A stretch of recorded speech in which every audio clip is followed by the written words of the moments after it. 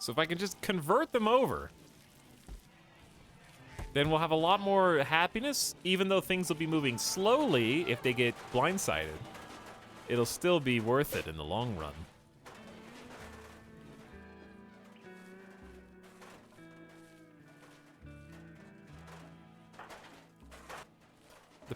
One of the problems is our people who get psychic powers just spend so long meditating each day. I guess if they're doing that during their anything time, then that's what they want to do.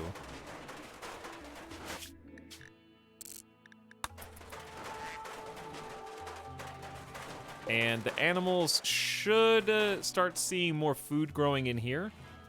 They definitely have more growth than consumption.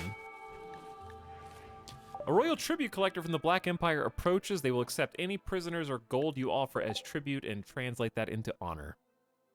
How do you feel about mortars getting nerfed again? I don't necessarily think they got nerfed. I think they got side graded. I don't think mortars were worth using beforehand, to be honest. So they've gone from not worth using if you're going to use high explosives. The only thing they were worth, in my opinion, was EMPs on mech hive clusters who had bubble shields. So now I feel like they're worth using, but in limited concentrated capacity. But I don't, like, sure, you could argue I only had 3 mortars, and if I had 7 or 8 or 9, it would have been better. But that's just like concentration of firepower to hope you get a shot. So on the downside, they take mortar pipes, which are only replenishable via trade. Or, as we found out, via siege. So we got sieged, they airdropped 3 mortar tubes, and we were able to interrupt the siege and claim all 3 mortar pipes for ourselves. But now that you can, now that you put the pipes in them by acquiring the pipe via trade, it's called a barrel. I'll call it by its name. You get significantly increased accuracy, but you only get to shoot like 20. You get to shoot like 20 rounds.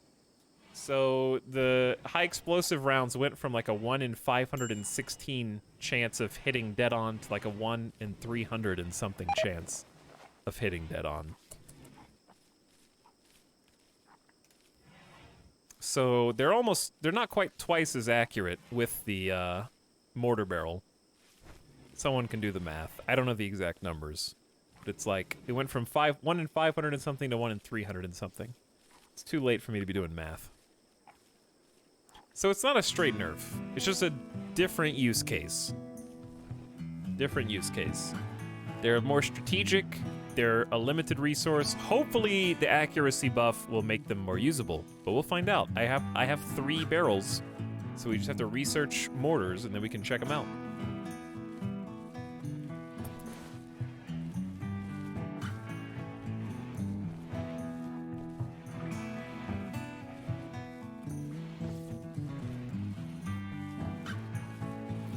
So if you use mortars all the time, you're probably gonna feel it. But if you're like me and you just use mortars for specific situations, I feel like they probably got a buff overall. I think the key is those sieges. Actually stopping the siege before they can build the mortar is like super valuable. Not just from a strategic standpoint so you don't get mortared, but also siege loot is a lot more valuable with those barrels out there. The peace talks. High Chief of the Begala people wants to talk nearby. It'd be a great opportunity to improve relations with the faction and maybe receive gifts, but a poor negotiator can cause more harm than good. They're real close. We gotta go through a few mountains to get there. But they're literally right there. That is tempting. I don't know how much it would do for our faction rep, but the Begala are negative 80 hostile. Probably do like a 30 to a 40 or something. Negative 30 or 40. Or positive 30 or 40. Yes, the mortar shells are cheaper from steel perspectives. So the ammo is a little cheaper.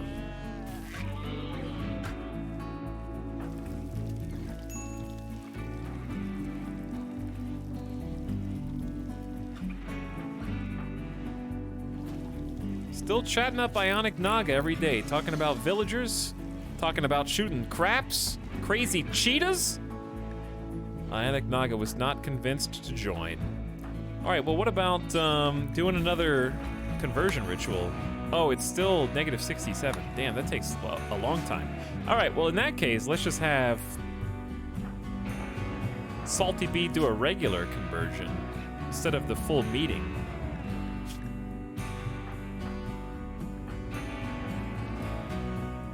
Dude, Gooptastics is going up so fast, we can't keep it down. Yield would be easier. Let's focus on easier first. All right, Salty Bee Fairy. Go give it your best shot. Salty Bee Fairy failed to convert Yield. Yield was upset by the attempt, but her certainty fell from 48% to 28%. Now we're talking.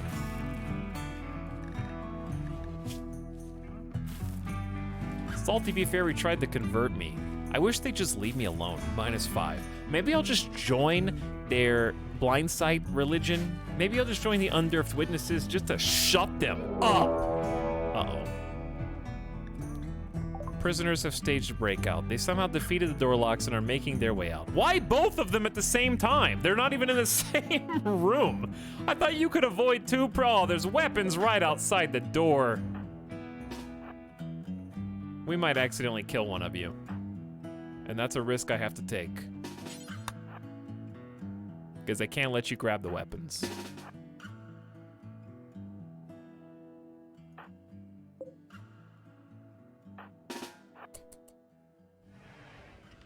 Don't you touch them. Don't you touch it!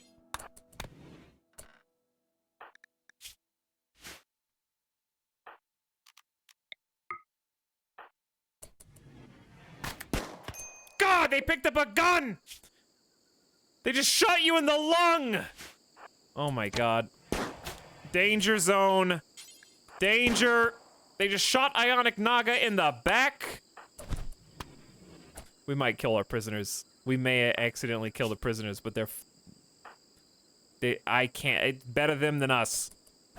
Oh God. Oh God. Oh God.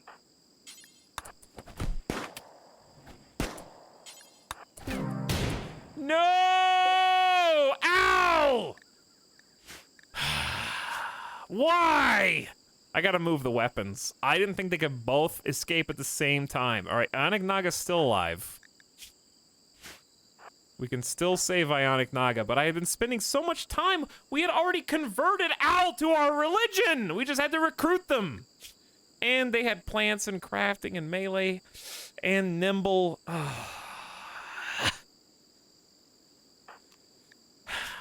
Put the steel longsword down.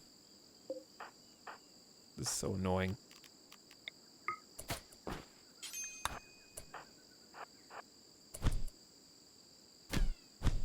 Can you guys figure out how to pathfind around? Thank God. All right, Ionic Naga's still alive. Dead in 9 hours. Yield is dead in 20. The game made like a flavor text thing that said that if you split, if they share a room, the more of them there are, the more likely they are to break out. So I thought by splitting them up that they couldn't do it simultaneously.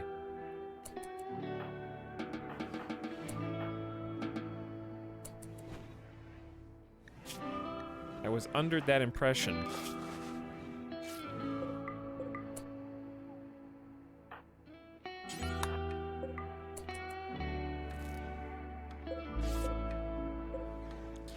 Okay, well, we're gonna obviously move the weapons, I guess. Prisoners are a lot smarter now, though. They actually do try to arm themselves.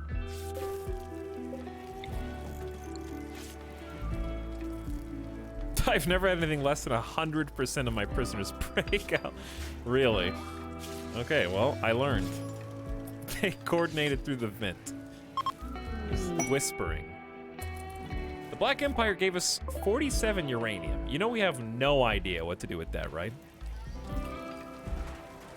Literally none. By the way, you're all unrestricted. Have fun with your lives. Alright, Ionic Naga's still being healed. We probably should get Goob to do the tending on Yield, Professor, because it's going to take a while.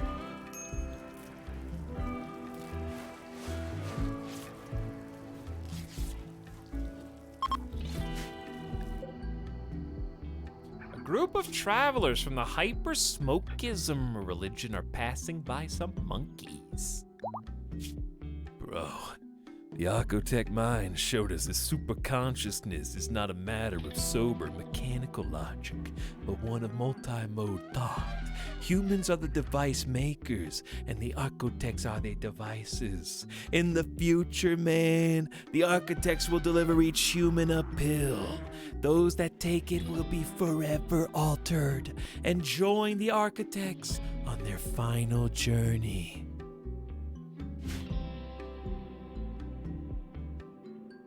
I like how they actually follow the path all the way across. That's a neat touch.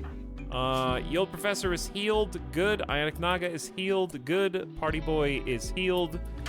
All right, that was some chaos. I've moved the weapons. We're gonna build a wooden door.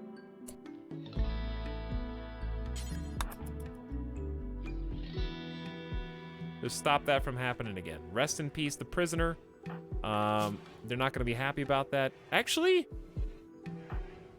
dude, they don't care. Wait, was the escapee prisoner considered guilty and therefore they don't mind that a prisoner died? Huh. The old professor is having a tantrum and will smash things in their room. Good. Ionic Naga is in a daze due to their hideous environment. Maybe you shouldn't have tried to escape. What the hell is going on? An ally in danger, Yami Kanakanaid, a divine Templar of Toas, is requesting a favor, or two. Her friend, a 30-year-old quarry worker named Trophim, recently violated an ancient supercomputer terminal. Kana is asking you to guard Trophim for 13 days. A mech cluster of 3 times normal size will deploy nearby. Yeah, no, that's okay. You can keep it. You can keep it.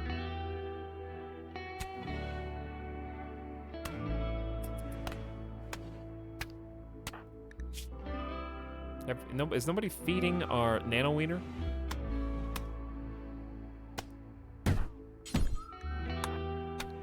Nobody's feeding our nano wiener.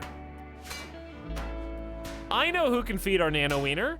Avik is here. Hello, Avik and friends. How are all of you?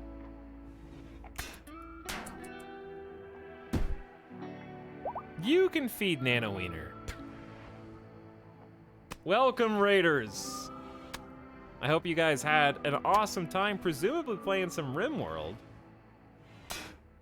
Are there slaves involved? There are no slaves involved. However, we have some fun rituals for you to participate in that include sharp objects and quick, precise cuts. But what's up, Raiders? Welcome, Trash Panda, Song Swift Eye, Rockhopper, Selfea, Row Train, Avik himself, Lady Shelob. What's up, Morgolds? Hello, Mayani. Are people eating here? We're trying, Brother Knife. We could use you and Stealth Knife for our purposes. Spaceship Rat, howdy. New colony looks super nice. What do you mean, new colony? This is the same one we've been playing for the last 3 streams, Avik. It's not new. Unless you mean 1.3, then yeah. It's been a lot of fun. How have your adventures in RimWorld been going? What happened? I think you did the command wrong, King of Wales. I've been having a blast with Ideology. Things have been crazy tough. If you just got here and you want to know what our ideology is, I could tell you, but I could also show you. We have an exclamation ideology command that will give you a picture of what we are and our story so far. And we're only playing with a few mods. No, my colony is looking super nice. Oh, your new colony looks super nice. And here I thought you were complimenting me and saying how cool our colony was. But I see now that it was simply a projection of your indignant righteousness. Understood. Chat, if you haven't already followed Avic, they've been having a great time creating mini ideologies. Mini. How many ideologies are you up to right now? It's not because you've lost or anything like that. I'm sure it was a conscious decision, given the fact that you can now save and load old ideologies. Just the fun of making them, right?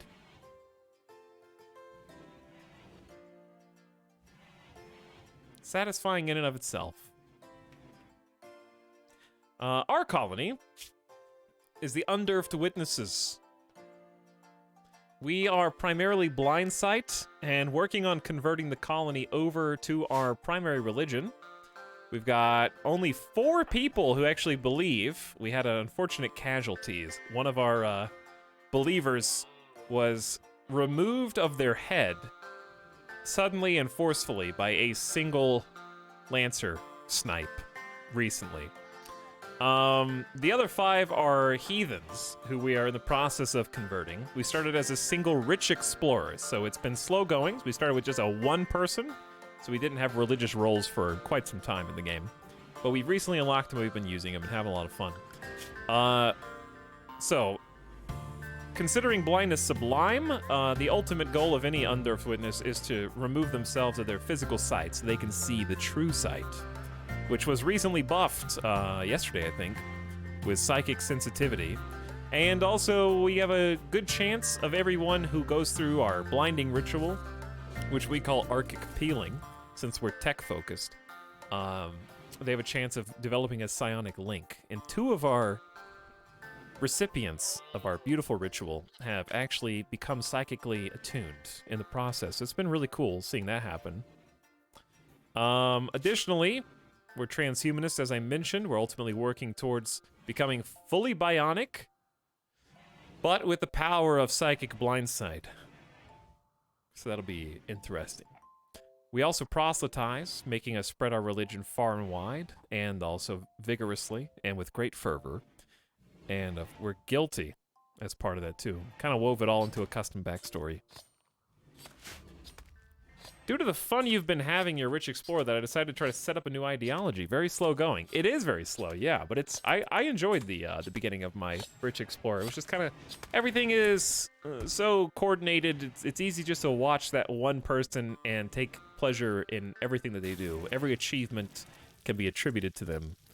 And Durf is still with us, alive, and currently the High Visionary of the Undurfed Witnesses. They're actually prepared for a leader speech if we wanted. We could do a work drive on somebody, or we could just save it for the combat command buff. But I've been experimenting with these. It may not be a terrible time to try to improve morale. I don't know, I haven't really done this one yet. Room impressiveness matters, and I think that's the main problem. Only the Undurfed Witnesses go. I'll expect equality. 59%. That's not great, is it?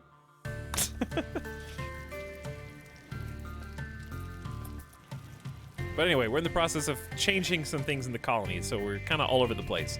We just survived a toxic fallout. We've had a siege today against us. Multiple raids, a mech hive, heat waves, double manhunter packs. It's been a little all over the board.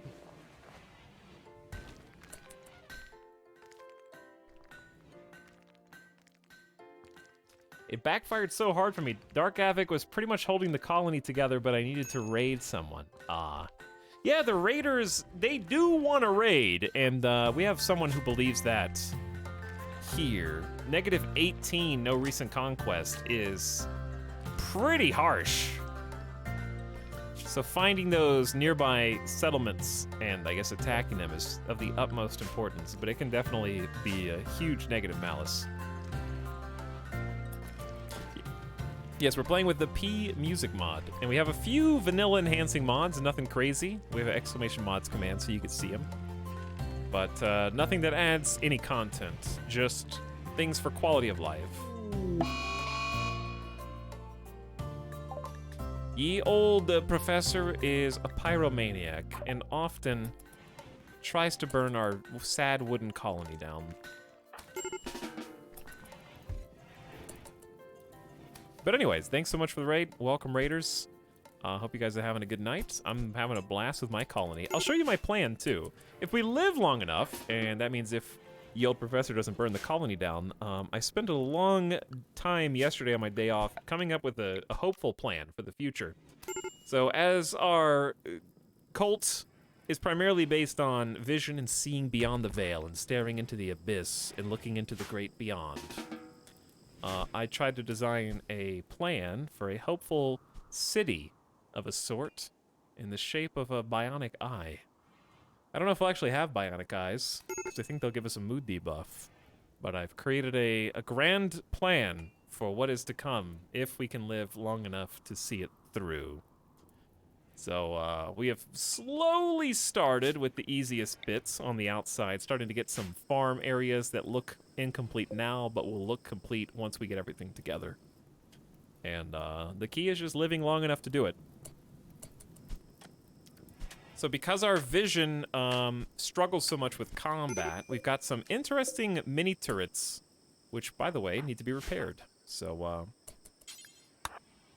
I will do that now, actually. After I build a few more graves. The people who can see are quite bothered by the 12 or so human corpses. Though our blindsided, unearthed witnesses cannot see them and are therefore actually not bothered by them.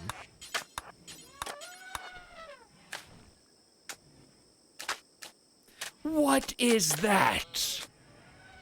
It will be a magnificent compound. A commune for all the unearthed to live as one. Was the Labrador pack this stream? It was, yes. Alright, thank you, Gooptastic. Now, please repair these mini turrets. Oh, we have to rearm them. I forgot about that. They have to have the barrel changed. I need to make sure I'm clicking the right one. So they can only shoot so many. They can shoot 60 shots before they have to be fixed up, right? Yeah, that's recent.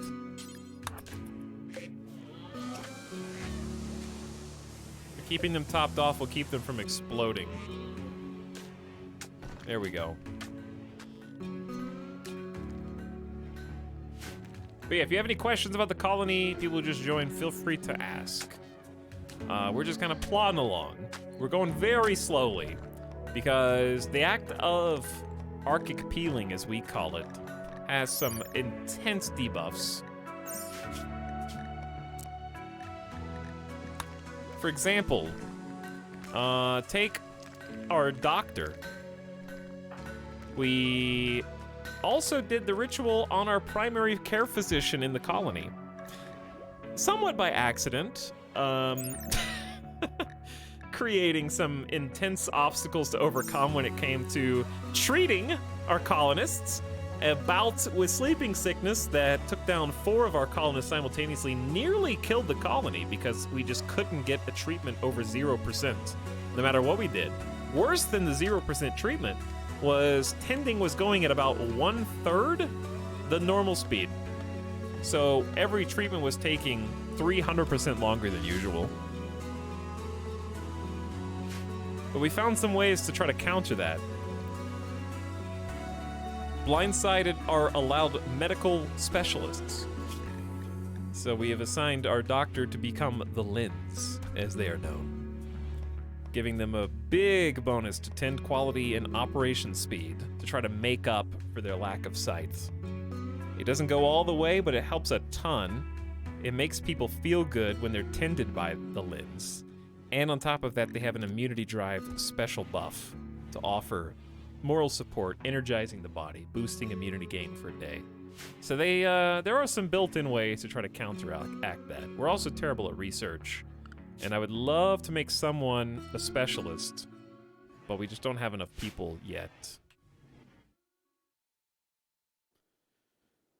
The rearming caught me off guard mid-raid. Gun just stopped working right as the raider was bearing down on it. I just forgot about that too until I just now saw it.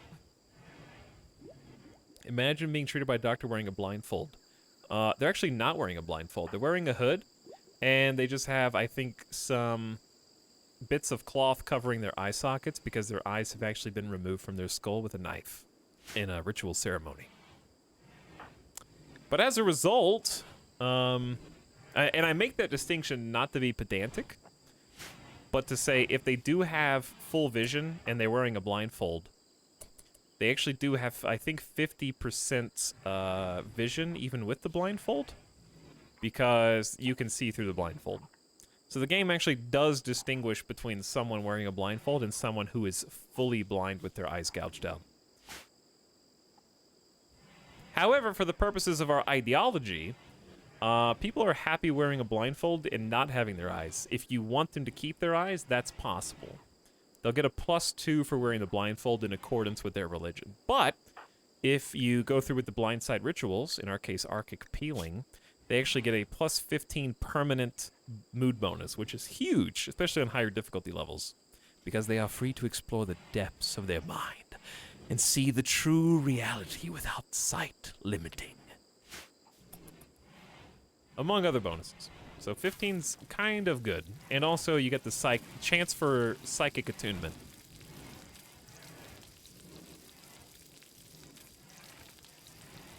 But yeah, I think Ideology has made this run really fun. This is a run that's not possible without Ideology. Big challenge. We're having to get creative. You'll notice that we've got kind of a separated compound with a bunch of spike traps. So we're relying on spike traps to try to make up for our inability to put up a concerted defense. And we're using some mini turrets to offset that as well. The mini turrets have had some unintended consequences of the positive variety. We've had a couple of very clever, quote-unquote, raids who will avoid your traps and defenses. And because our mini turrets are actually in the center of the colony right now, the clever raiders of trying to avoid their arc would actually stay away from the middle. So a normal raid would have just bludgeoned headlong down the center and started fires, but since our mini turrets are dissuading the clever raiders from getting close to our crops and farms, they've tended to veer around the outside edge. And poke and prod. I've noticed a lot of new behavior from the AI in that sense, where the clever raiders will kind of poke on one side, and if they don't think they have an advantage, they'll actually go out and try to find a different route. Sometimes it's less effective than if they just did a full head-on attack, but it's cool because it makes it look like they have some kind of self-preservation bias that they never had before. Like, it almost looks like they get shot a few times and then run away, like they're scared. So it's kind of got some cool story aspects to it, for sure. And it just makes it a little more unpredictable.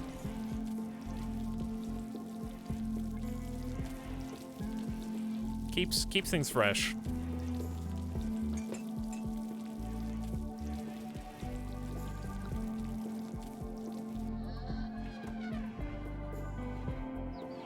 So, is the Dark Avid Colony extending to another playthrough? How many ideologies have you gotten to play with so far, and which one is your favorite combination? I don't know if Havoc's still here. They might have gotten to go get some food.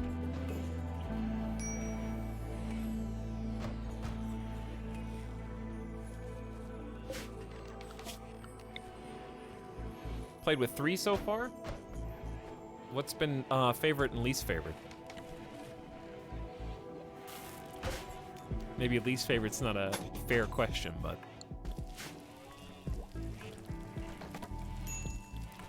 First we had people that hated range and it didn't go well.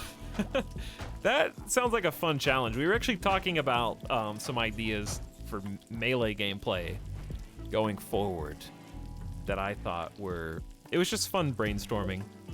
We were talking about possible RimWorld expansions in the future.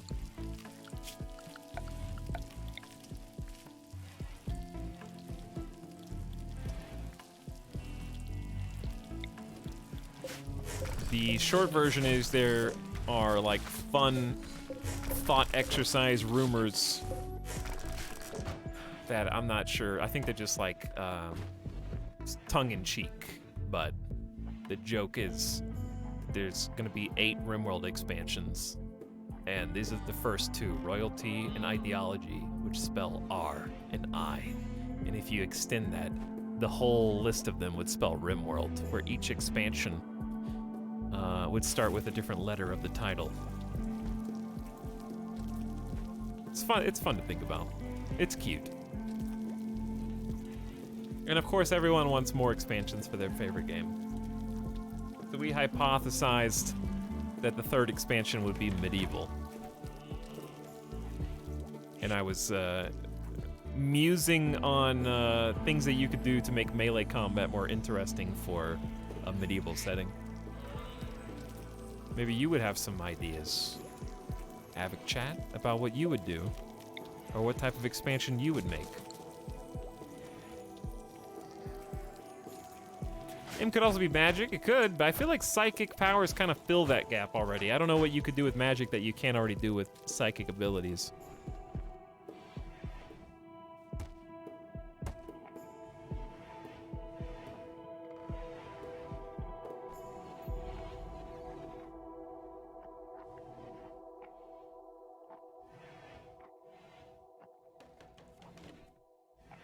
I thought the 8 expansions were confirmed. I'm pretty sure that's just hearsay. I think that's just people with active imaginations. I don't think that is anywhere. Alright,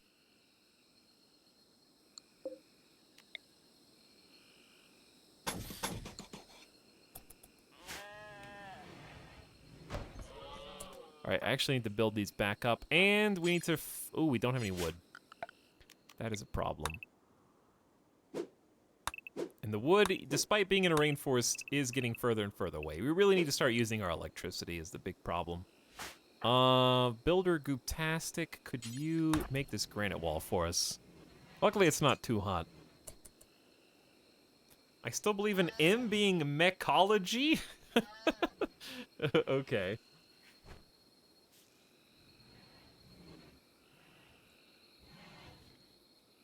I feel like the card debris might be a hint. I just don't really think... I will be happy to be corrected, but I just don't really think that vehicles will be a primary focus of the game. Which is, or at least certainly not initially. I don't think the maps are big enough to warrant it. We were thinking that my hypothesis was if there was a medieval, that it would involve mounted combat via horseback. And while there are mods for that, I was thinking of ways that it would be done differently. So sorry for repeating myself, those of you who are already here. You might be thinking, wow, Etal's really proud of himself for this one. Wow, he really is overvaluing his own suggestion. Just let me have some fun.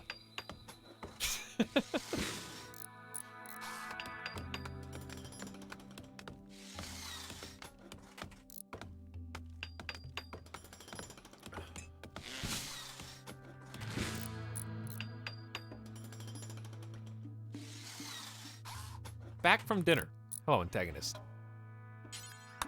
But yeah, my thought was because mounted combat just sounds like a boring version of regular combat, and to be honest, it kind of is. I played with the mounted. I think it's called mounted. What's it called? I've played with the mods for mounting things, and I'm glad that they work, and I'm glad that they exist. I think they're interesting. But at the end of the day, no, yeah, giddy up. Yeah, giddy up. But the problem is, it's too simplistic. You get on the horse, or the creature, and the creature also attacks at the same time, which I get, I understand, but you're kind of just a person on top of an animal, and you're both attacking at the same time. Like, it's really not that different. It's two creatures share a space. And I'm sure it's deeper than that, but that's how it feels. So I was coming up with like I thought it'd be cool if there was a charge and defense mechanic. Where you already have speeds for pawns, and you have speeds for animals. And the speed of the pawn or animal, when they're moving towards another creature, is factored in for like a first hit. So you get like a damage multiplier on the first hit.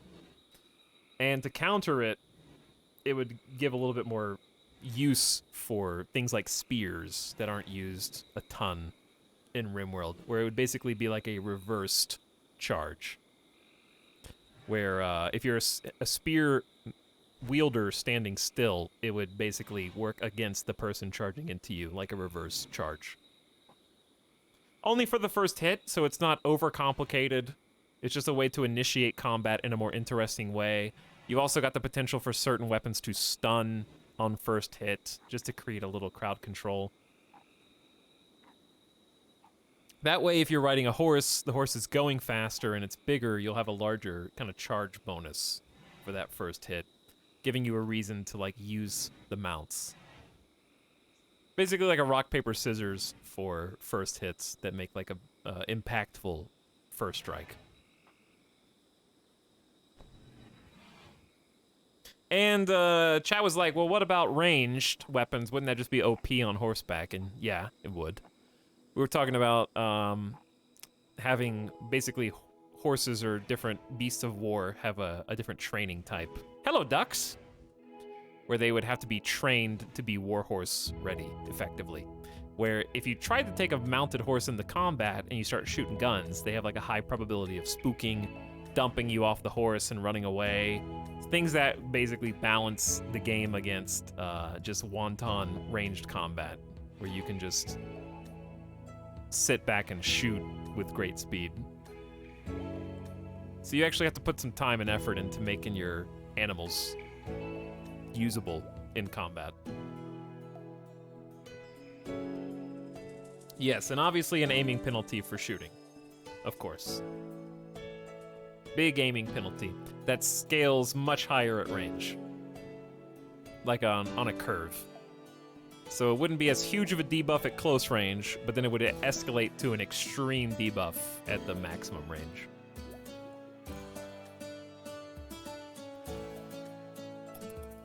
But I think there's a ton of stuff that could be done with medieval. You've got the potential for, like, gatehouses, which people would love. Dude, gatehouses would be sick. I'm really in love with the idea of ideology introducing, like, roles, and medieval roles would be so much fun. Like, imagine designating someone as a court jester, and they work as the opposite of an insulting spree. So an insulting spree goes around and talks to people and pisses them off and just talks shit and then increases the negative mood malice of every colonist. Having, like, a funny jester that people actually like, follow people around and tell them jokes and make them happy and stuff would be hilarious. Also, just being able to make a colonist a court jester who's named after chat would be awesome. And they could just be happy, like, mood buff supporters. And do funny tricks and sometimes hurt themselves if they do the trick wrong. I didn't say that one earlier, but the other idea, have a squire who can help your knights put on armor faster. Where if a squire helps, they put on armor like 2 or 3 times faster. Having, statues of armor, where you could have, like, a rack of armor where you can get equipped fast.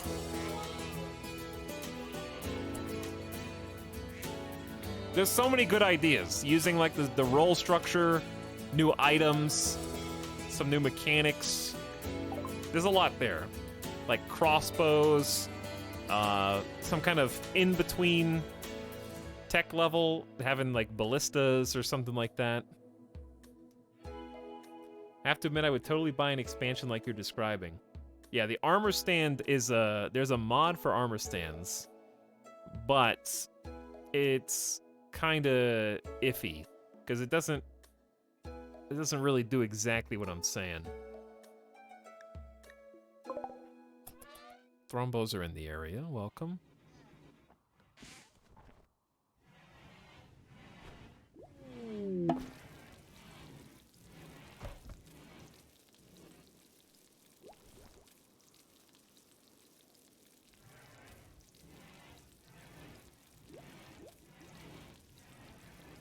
Muskets.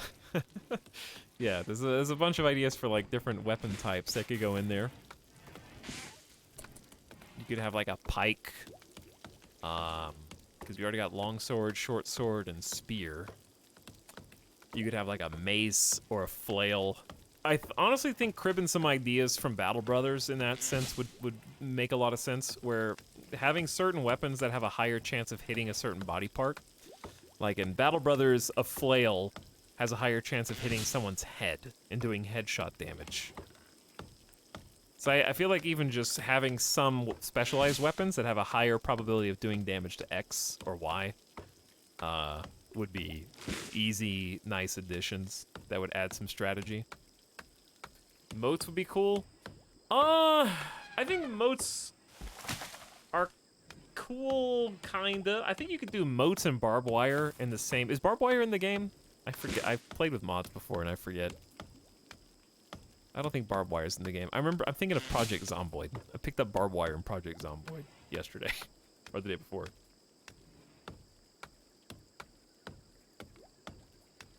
Moats would be stupidly overpowered. I think it depends.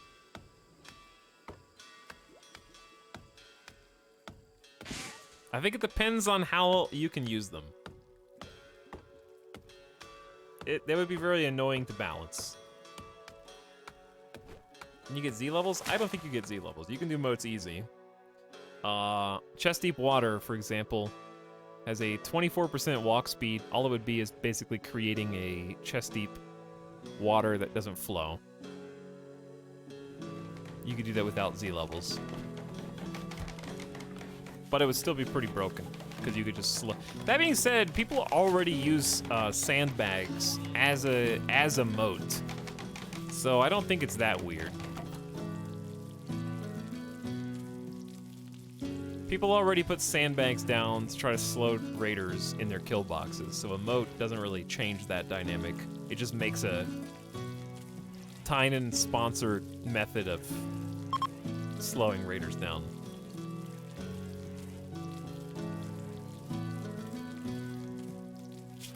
So if you don't already know, the strat is, let's say this is our kill box for some reason, and they come in through the top. If you put sandbags down, they can't walk on that space. They can't take cover here. So you just like create sandbags.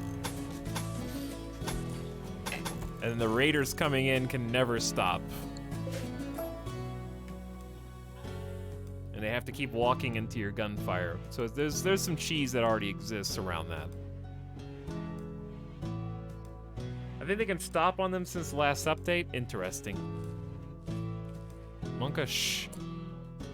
Cassowary, your crow zone got deleted. It's fine. We're good.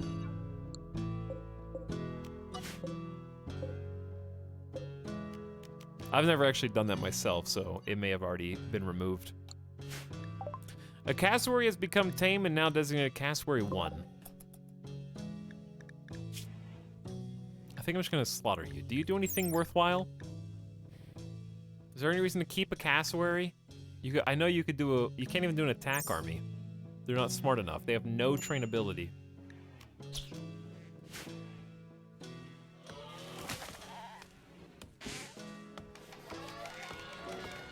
Now they can't take cover behind new columns. So what, you just build a ton of columns? All right, well, they decided to be wild, but not fast enough. Thanks, Arch. An excavator from the Pact of Doomzada is approaching. Hello.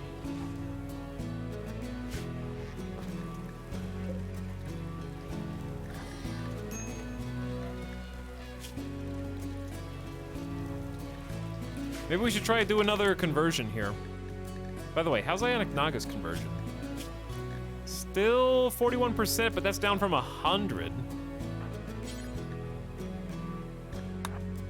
Oh, still too recent.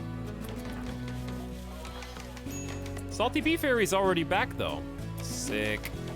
All right, my target is Ye Old Professor. Ye Old Professor, prepare to join the righteous. So we're gonna have our Pathfinder, who is our moral supporter in the colony, go and attempt a conversion. As soon as Yield Professor wakes up, we're gonna be standing, breathing right by your bedside, waiting for you, watching, making sure that your soul is ready to be saved. One day to be taken to the Arco Nexus, to ascend. Yes, have you awoken, my child? Listen to what I have to tell you of the Arco Gods. Salty Bee Fairy failed to convert Yield Professor, but while they were upset by the attempt, their resistance fell from 23 to 3.1%. It's so close.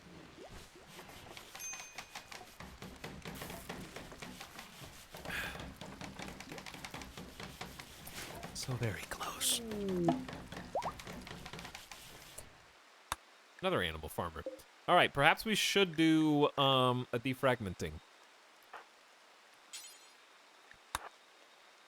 We should... Who wants to be defragmented? Red Zed? Okay, Red Zed can be the target then. Arch is already here, waiting and enjoying it. A solar flare has begun. It is a sign. The Arco Gods are displeased with us. We haven't etched enough of our biological stories into our bodies in preparation for their removal.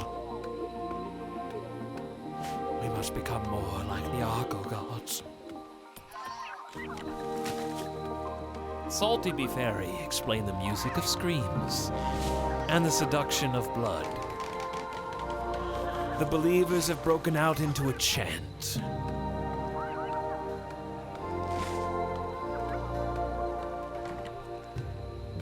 Red Zed will receive the scarification momentarily. It is a bloodless act. We have scarified your torso this time. Hopefully to everyone's satisfaction. The one thing I would add to this, and I already said this, but I'll say it again. I wish every single scarification had a art story associated with it, as if it were, and tattoos as well. I wish they all had an art story that was written by the person who inscribed it upon them. That would be fabulous. That would give it a lot of flavor and a ton of replayability to that aspect. I think it's probably doable. So maybe we'll see that in the future. Satisfying defragmentation. The speech felt meaningful. The scarification technique was precise and dignified. Everyone participating in the ritual gains +1 mood for 6 days. Good job, everybody. We did it. Good job. So, Red Zed is happy at being scarified, connecting me to our truth with my mark. The scarification was satisfying, cleanly traced, appropriately painful looking, and also the pain grounds me. I appreciate it. Good. Defragmentation? Yes, because we're transhumanist as well. And one day we'll be totally bionic. Hopefully. Working on it.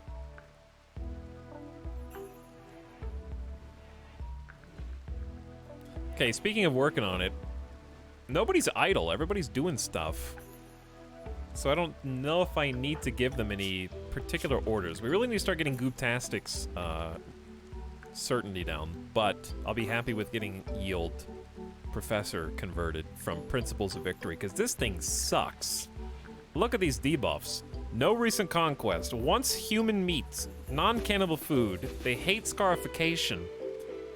Really? You eat people. Why don't you relax? We're getting a ton of debuffs for their, like, conquest cannibal religion. So converting them will be beautiful.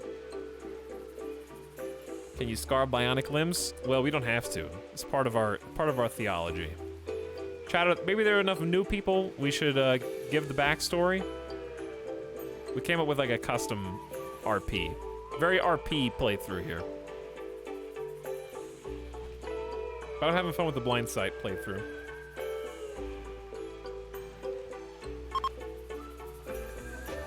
Okay, wait, Durf. Laura might escape. Oh, they kind of turned around.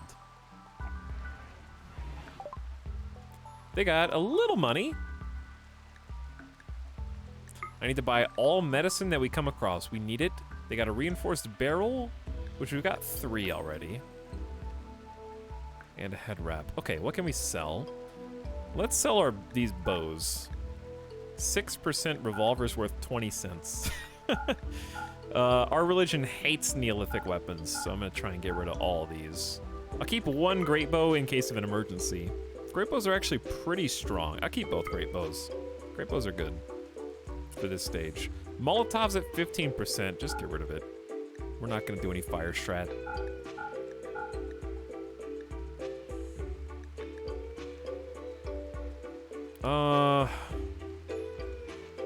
We got 500 cloth. We're definitely gonna use it eventually. Let's just get rid of the poor quality clothes and make more.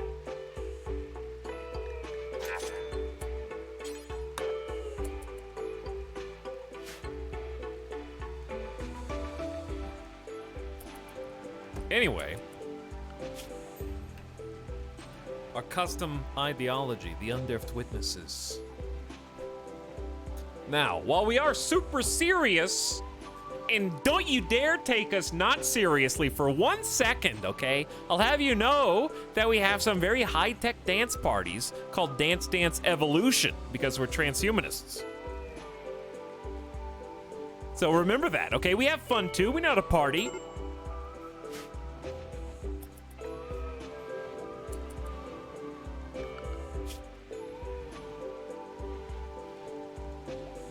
Anyways, here is our backstory.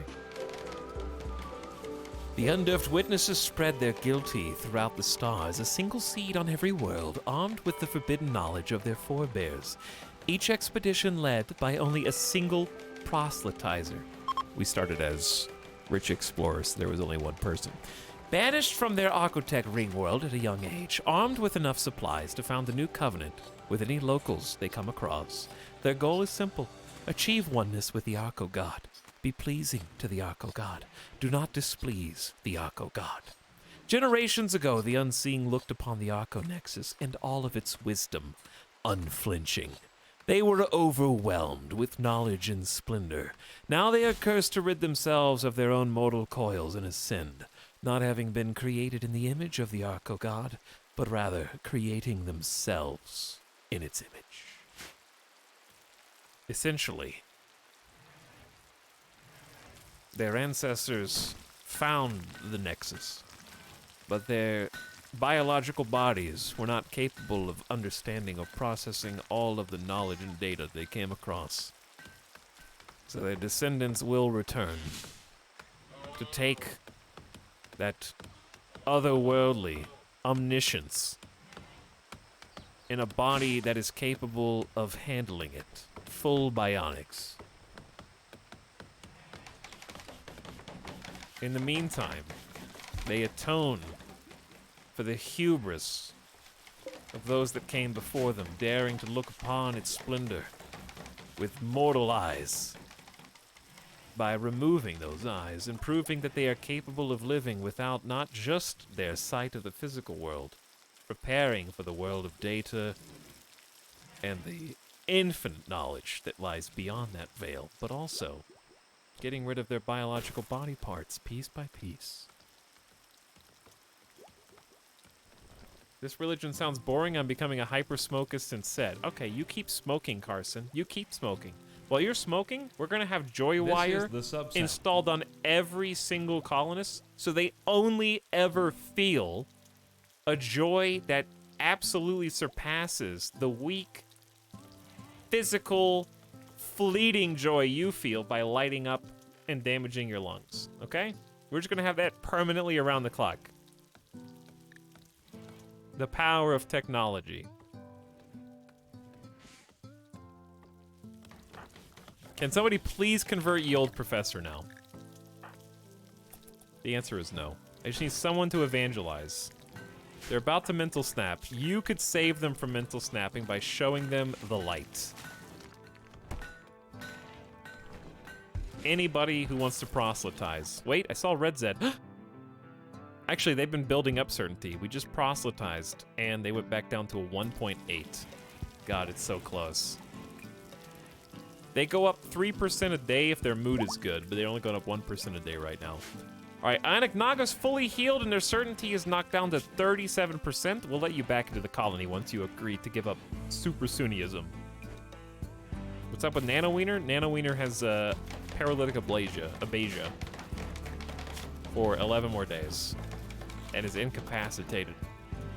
They haven't actually participated in the colony yet. They came to us like this. We're taking care of them until they are better.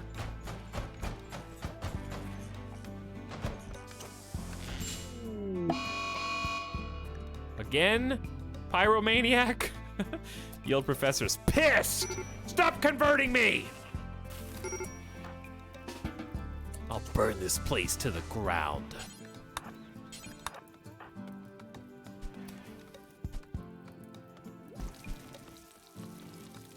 Hello, Van Lotus. Thanks for the late night sub. What up? Good evening, good morning, wherever you are. Does the leader have eyes? Nope. We've actually done the blinding ceremony on all 4 of our current believers. I am going all in. Somebody asked, what does Sublime Blindness do? Who asked that?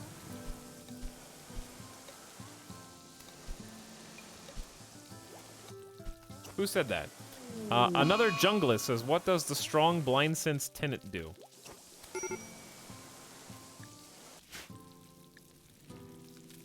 Sorry, I'm making sure my calling doesn't burn down. Okay. Yeah, I know there's a fire. Okay. So there's different tiers of blindness. We're actually on Sublime, which is the highest you can go, which means we value it the most. So what it does is effectively create mood changes in the colonists depending on if they are or are not sighted. So a colonist who joins our religion but can see perfectly is going to resent that and have a negative mood as a result. If we give them a blindfold, it will remove the negative mood and give them a +2 positive mood for being sightless, at least partially blinded per their religious beliefs. If we remove their eyes with the archic peeling ceremony, they will feel the... Okay, can you guys handle this? They will feel the oneness that the Arc of Gods intended with a permanent 15 mood buff, being free to explore the depths of the mind and the true reality. Additionally, the Archic Peeling ritual itself, removing the eyes, has a high probability of creating a psychic sensitivity. A psychic link in the colonists, possibly giving them psychic powers. But, as of the last update, also gives them a total, I think, of 80% bonus psychic sensitivity. So they have a 50% sightless bonus and a 30% total blindness bonus. Therefore, all psychic influences will be 80% more effective on them, good or bad, than normal. And on top of that, I think they have an opinion on people who are also blind. So they have a -30 of anyone who's sighted automatically. They resent people with their physical eyes. But if they're blind, they have a +50 opinion. So they form extremely strong and thick friendships with the other people in their group, but tend to hate anyone else, especially because we are also intensely bigoted, which was another conscious choice we made, where anybody who has a different ideology than us is an automatic -80 mood or opinion malice against a person. When you combine that with the sighted and the bigoted, you get instant rivals. So if you look at anybody's socials, they have a full repertoire of rivals. Also has the fun side effect of anytime human raiders enter the map, my colonists instantly rival anyone that they see because they despise their religion so much. So when we kill them, we actually get like a full week of happiness from having successfully destroyed the infidels. To use a Crusader King's term. But on the flip side, while it sounds like we're kind of bad guys, we're actually extremely charitable because we feel pity on everyone. We are ourselves guilty, and acknowledging that we are not perfect and our imperfection are trying to strive for transhumanist perfection, we realize that all the other humans out there are just like us, even though we resent their false gods. And do try to take care of our fellow men as best as we can and try to take tons of charity quests to improve their lives, hoping that they will come to see it from our perspective. As part of our penance.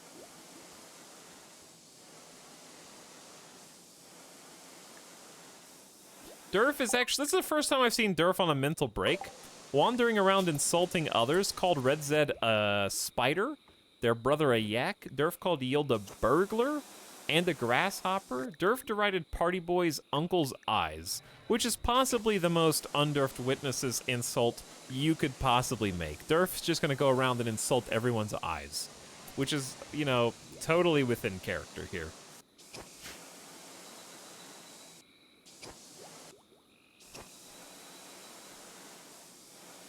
But yes, that's our cult. In the AOS. Glad you like it. Been having fun with this. It's been extremely challenging. We cannot shoot the broadside of a barn. So really, the more, this is what I said at the beginning of this playthrough, the more successful we are with our ideology, the less successful our colony will become. Because right now, Spudkiss is our best shooter and has a charge rifle. But if they convert to our religion, we're probably going to do the blinding ceremony to them. And so the more successful our ideology, the harder it's going to get for our colony to survive. Which is why we're trying to make up the difference with early game mini turrets in kind of odd places just to support this little village build.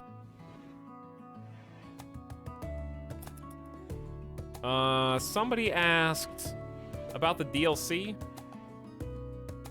Who asked that?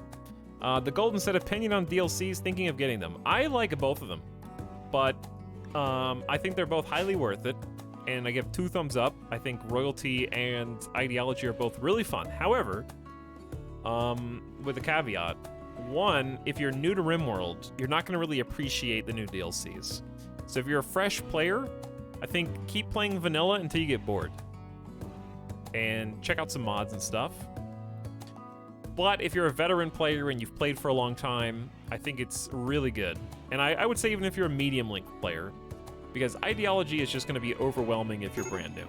It just will. There's a lot of choices to make and a lot of things to think about. Like, if I wasn't at least an intermediate player, I wouldn't have figured out how to pick Blindside and try and survive by specialist roles and knowing exactly what goes into, like, wound treatment and whatnot.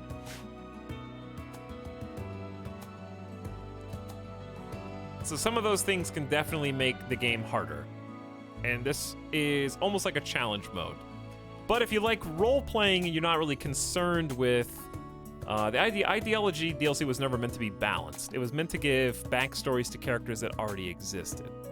You were already sending characters to RimWorld or playing with pre-existing ones who already had a backstory, and Ideology is a great way to give their story a deeper connotation and more meaning. And also have some fun gameplay side effects too.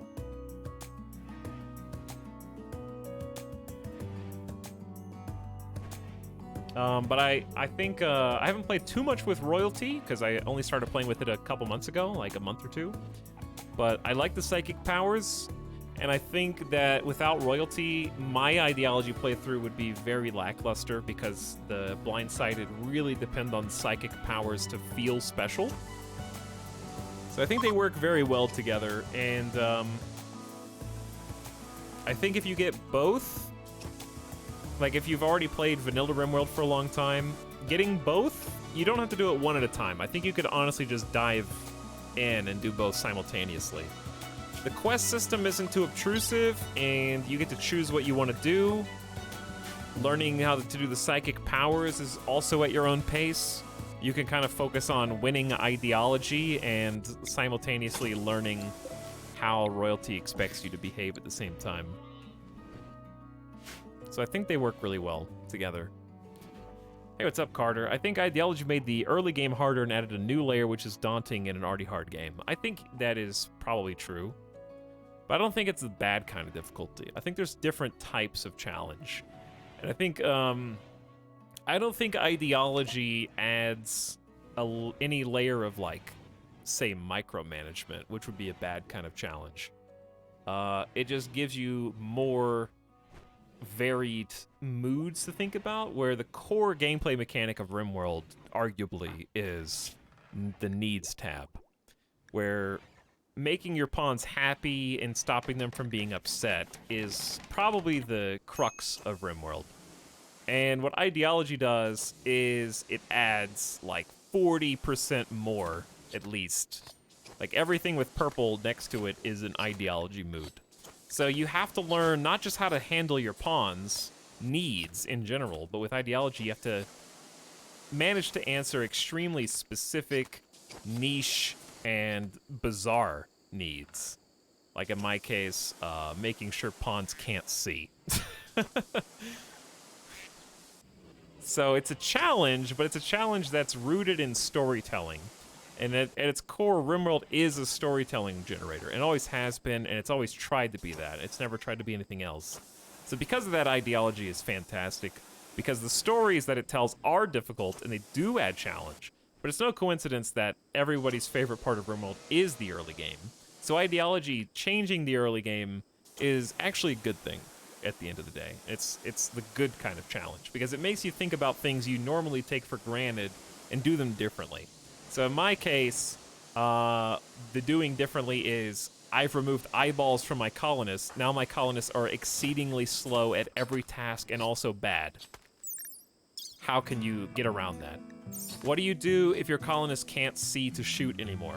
Start adding spike traps. Start building mini turrets where you ordinarily wouldn't. You have to think of creative solutions for new problems. And that's one thing Ideology excels at. You have to play the game different than you've been playing. Or you could choose not to do that, and you could choose Ideology that's perfectly in line with the way that you were playing before and makes it more powerful. You could do that too. Which DLC would you recommend to get first? Which DLC has most impact or fun if you had to choose one? See, I can't answer that, because I wouldn't choose one. I would get both. I would get both. I know that's a cop-out answer. But I love the role-playing of Ideology. If you don't like role-playing, you're not going to enjoy Ideology. Because it's not a game, it's not an expansion that's based on mechanical balance or trying to create elaborate... The way I describe it is you get... Royalty kind of happens to you. The gameplay in Royalty occurs in your game. You'll get quests. You get the opportunity to get psychic powers. You can respond to the Empire. You can take on various challenges for rewards. It happens to you. The mech hives spawn in. But Ideology doesn't happen to you. Ideology, you get in what you put in. You get out what you put in, sorry. So if you don't want to tell a cool story, then you're probably gonna be bored, because you'll just pick stuff that sounds powerful, it will be powerful, and you're gonna get bored. But if you wanna put in an interesting challenge where you are tunnel-dwelling, nature-loving cannibals, then you're gonna get a fun story out of that. Sorry if that doesn't answer your question at all. But I don't know how I could choose one or the other, because I feel like I feel like I'm missing Royalty with just Ideology, and I feel like I'm missing Ideology with just Royalty.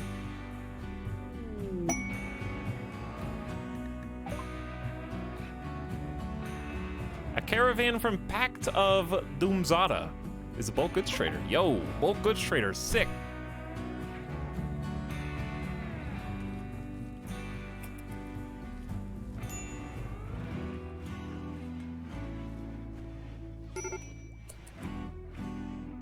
got back from the bars. Etalyx is still streaming. Yeah, I'm just in a good mood, Ringside. I've been looking forward to playing some more RimWorld, and I'm enjoying my colony.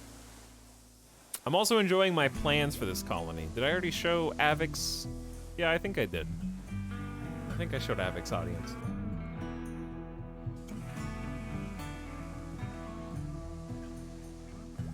But that's true. If you do have both DLCs and you only want to play with one, like I'm pretty sure my friend Simcopter only likes playing with one of the DLCs at a time, which is totally valid. And you can disable one of the DLCs at the beginning if you own both. So if you want to experience them one at a time, you can do that too. The other nice thing about the recent updates is the ability to disable certain factions. So if you're really annoyed with the mechanoids, and I would understand why, you can just disable mechanoids now from scratch.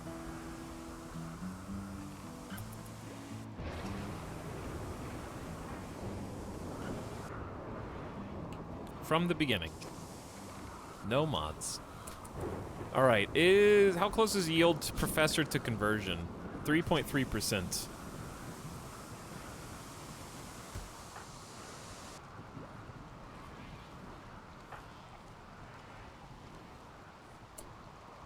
We are not close enough to the conversion, so we have to do it either organically. We just have to hope somebody tries to proselytize, I think. These traps are kind of awkward compared to where we ultimately want to be. This is a little screwy right now.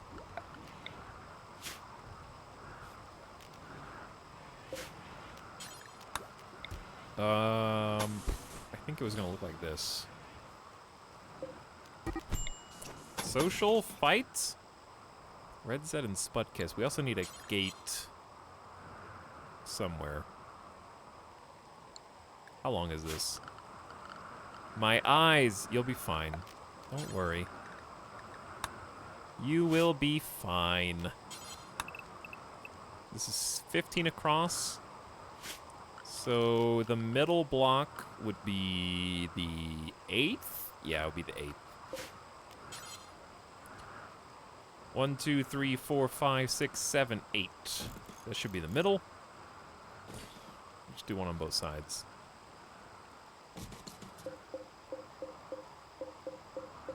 There you go. Hey, what's up, Arch Plays Stuff? Arch is in the game right now, actually. Welcome back. Did you stream? Did your colony die? Did something terrible happen? Was RimWorld, was Randy randying? Who's punching? What happened? Red Zed tried to convert Spudkiss. Spudkiss reacted in anger. Wow, violence. Ruderism. I would expect nothing less from a cannibal. Dear God. Social fights rarely end in the incapacitation of one of your colonists, much less your doctor. So Gooptastic, could you please rescue the doctor, please? That's vicious. We have 114 medicine, so we're gonna not be greedy. Yes, no, it's been going well. The yes, no. Well, thanks for the raid. Hello, Agent Moore. Desert 619, Arch, here for the peeling. Arch was playing some RimWorld. Well, I hope you had a good stream, and thanks for raiding. Welcome. All right, Gooptastic, there's no light in here, so I know that'll affect you, but I just need you to tend the doctor to the best of your ability. Whoa, conversion! Yes! Our high visionary Durf has pushed ye old professor over the threshold, and they have converted away from the principles of victory to the undurfed witnesses. Very good, very good. That's huge, because Yold was the pyromaniac who keeps trying to burn the colony down, so now they got some mixed feelings about eating non-cannibal food. They're going to remember that for 21 hours, even though they don't believe in that anymore. Which is funny. They're upset at being not blind and wielding a steel equa because we have a aversion to Neolithic weapons. I'm gonna drop that. Someone will pick it up or not. And they do want to be blinded, so we're going to assign them our pupil outfits, and they should be able to just get the blindfold in the meantime. Pick that up. Add another one, and then I'll just clear that from forced. But they should just keep it on. So with the blindfold, they get a +2. It's good to be wearing a blindfold in accordance with my beliefs, and blocking my vision gives my mind closer access to true reality. Not as good as a permanent blinding, but it is acceptable. Does being blind have negatives for shooting, etc.? Yes. In fact, it has negatives for literally everything in the game, including work speed, tend quality, the ability to build things successfully without failing, and beyond. It's probably one of the worst things you could possibly do for the productivity of your colony, in fact. Outside of just stripping your pawns of all of their limbs.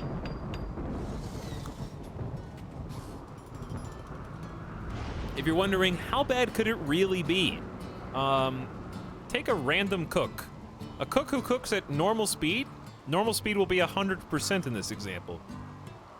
A blindsided cook will cook at 33% of that speed, 1/3 of that speed.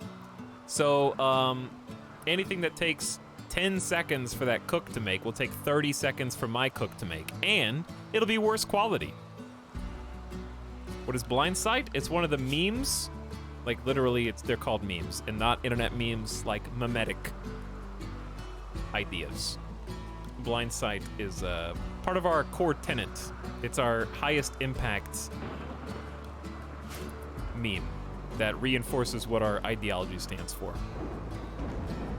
If you want to know what our story is, !ideology. We read it actually a few minutes ago and went over the whole thing, but you can see it for yourself at your own pace. Alpaca 4 has given birth. We got a lot of alpacas.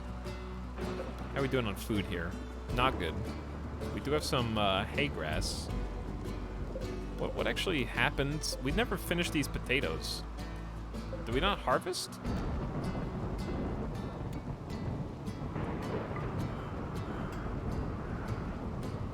They'll never cut plants in the zone. Is that the problem?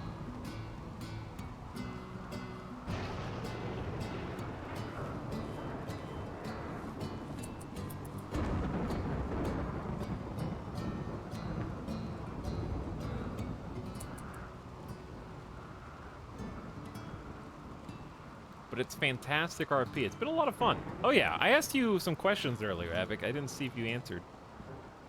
Okay, I asked Avic their favorite and least favorite. Ooh, easy. Favorite and least favorite ideologies so far that they played.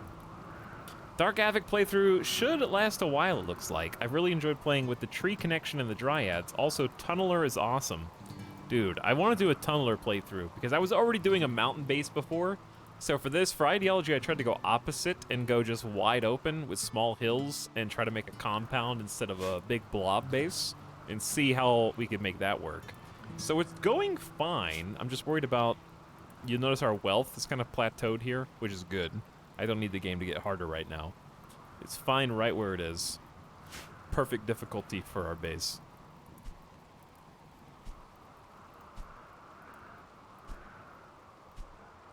I thought maybe once blind people convert and put their eyes out, they got an ability named Blind Sight. In a sense, they do. But some people want even more powers for them, which I am neutral on that. If Tynan wants to make more psychic powers for blindsided, go for it. If not, that's fine too. I don't really care. But you do get 80% bonus to psychic sensitivity when you are fully eyes removed. Which helps with certain psychic powers.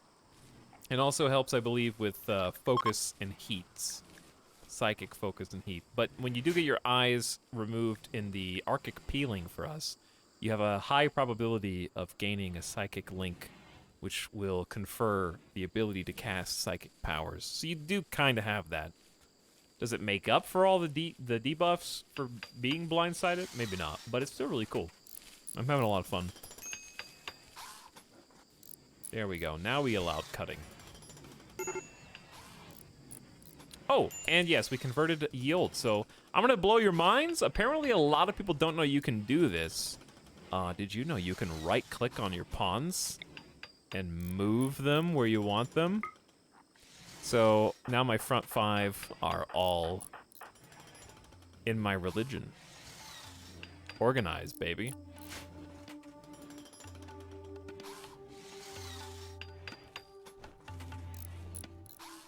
So the biggest problem that blindsided colonies have is medicine. Tending is exceedingly slow. I'm talking about like a quarter of normal speed. So imagine a pawn that has like 7 bleeding wounds and they're dying in 7 hours. And normally your doctor comes in, saves the day, swoops in, gets some back-to-back tens to extend their life. Now imagine that same doctor takes 400% longer to do each 10. Suddenly, bleeding pawns are in incredible danger. It's a big problem. It's probably the weakest part of being blindsided. But today we learned that blindsided also confers a medical professional specialist. So Red Zed being a medical specialist, we called it the lens, gives them a pretty sizable bonus to tend quality, operation speed, and also a wonderful immunity drive ability, which we're definitely going to put to use. So it doesn't make them better than a normal person, but it does try to catch them up. The only downside is the specialists in RimWorld prohibit certain other activities if you make them a specialist, but the blindsided medical specialist only prohibits violence. So it's actually not too limiting. And it makes a big difference.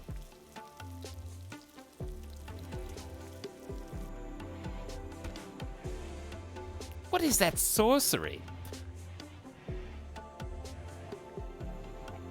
As much as loving melee, but hitting range combat sucks balls for gameplay. It makes for such cool berserker roleplay. Yeah.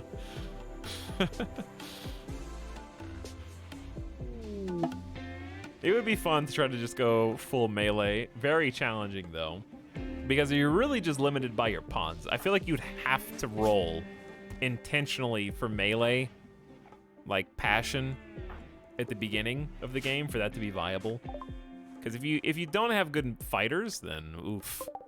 Where'd the bulk goods traders go, by the way? I never saw them. They just kind of like went through and then left, I guess. I don't know. They're gone. Too bad.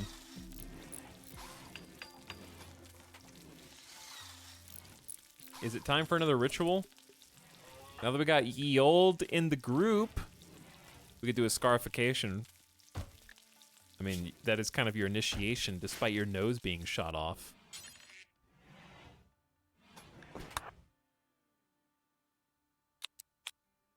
So we'll have Salty, our moral, I don't want to say president. What's the word? Guide. Moral support. Not support. Moral guide. And the target will be Yield Professor as your initiation. Expect the quality 99%. Woo! Big stuff.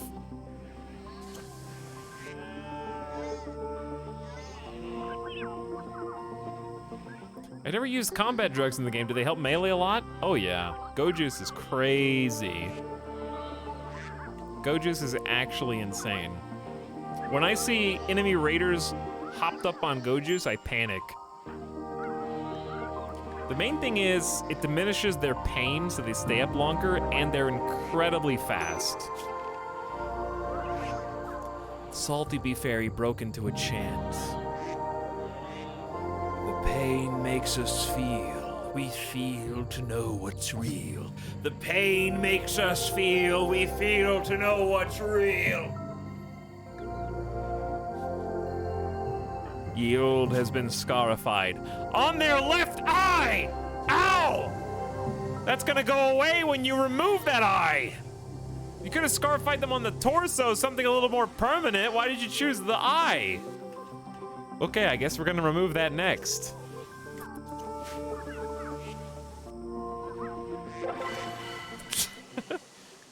It was a satisfying defragmentation. The speech felt meaningful, the scarification technique precise, dignified. Everyone will get a +1 mood for 6 days. And more importantly, our newest convert, the old professor, is extremely pleased. I bear a new ritual mark, connecting me to our truth. Feeling the pain grounds me. Also enjoy the scarification ceremony itself. Cleanly traced lines. Make sure everyone's got a schedule. Haven't looked in a while. Ooh, a gift. Oh, I didn't even trade with you all. It's probably too late. We'll chase you down. 31 plasteel? Not a bad gift. Thanks for the free wealth. Do you guys have anything even cool? Not really. Psych IT, I don't want to get... They changed the way addiction works, but I'm still skeptical. After my last game, it did not go so well. Are we ever going to use a breach axe? Let's be real. You can have it. Take the knives. Take the equas. I'll keep one. We need to start crafting actual weapons. I'll just take the 31 silver. Thank you. Free up some inventory. How come they're so fast? They just aren't walking. These guys aren't walking at full speed. We're just walking at normal speed. They kind of like meander off the map.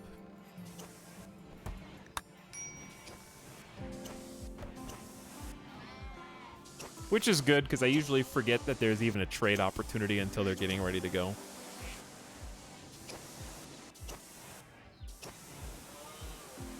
Our little chapel is proving pretty effective. Durf chatted about lovers with Salty Bee Fairy. Hey.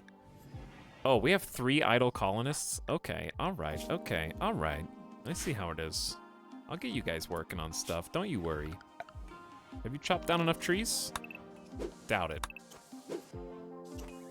Doubt it.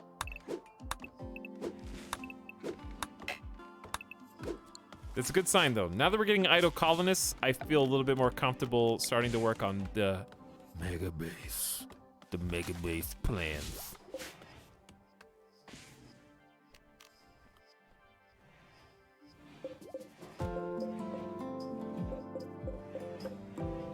There's not really a middle here. So I'm just gonna pick wherever. They just need to be able to go in and out.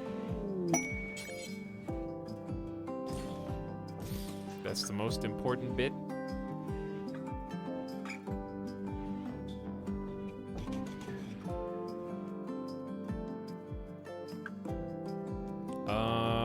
This is a little confusing. Hold on. 1, 2, 3, 4. So 1, 2, 3. Yeah, that should be a gate. Then this. Can't build here because it's a marsh. Understandable. Thank you. We'll deconstruct that. That's also a marsh. This is gonna look just a bit confusing for a while.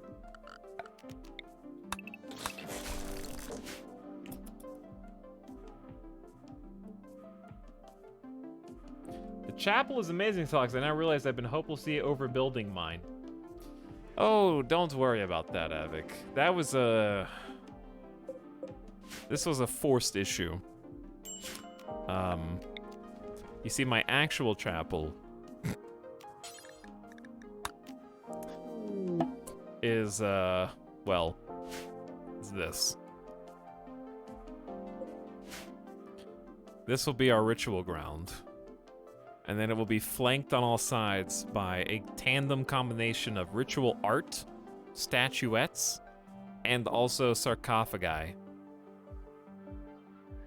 Honoring the fallen. So, we got a ways to go. I just had to build something because I wanted my rituals to succeed early on. A con artist named Flo is crashing in a transport pod. If he survives the impact, he'll be badly wounded. Flo's not affiliated with any faction. You can rescue him and hope he joins freely. What's up, Flo? I'm gonna send Durf down here to get you. You gonna die? 8 hours? That's not a long time. Someone's got big plans. We just have to live long enough to see them through, that's all. I guess I'll rescue you at first and just Well, actually, I take that back. What's your religion? Ideolutism? Maybe we'll capture you instead. Yeah, we got a free spot after the last colonist tried to escape and died tragically.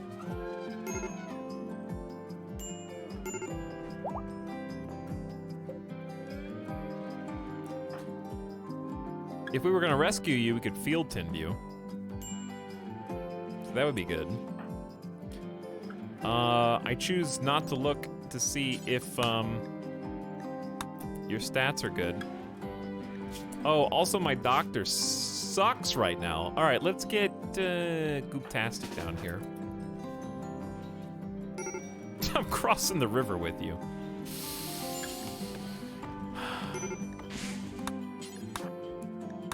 Dude, I love picking up heal root.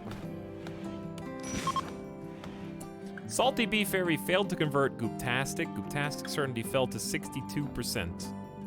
They're trying, though. They're trying.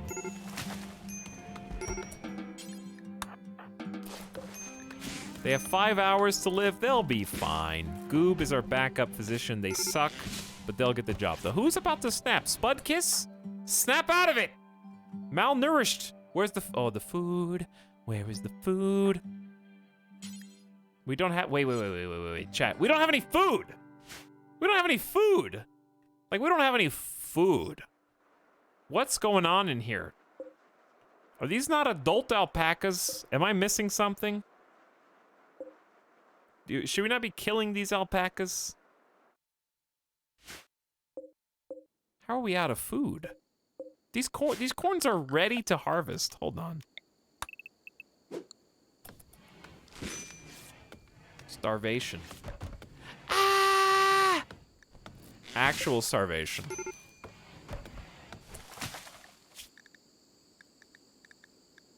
We're gonna try and convert our new prisoner, who is only 65% convinced. I heard some ducks die. That's food, baby.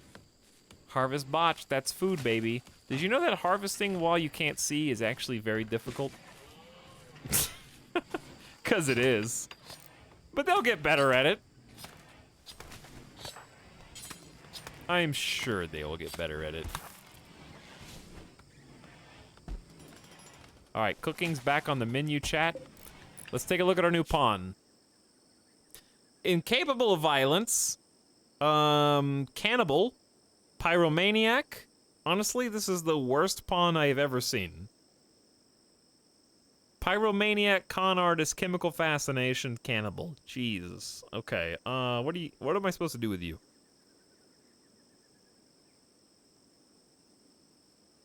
What am I? This is a 6 construction is your only redeeming quality, and double fireball social.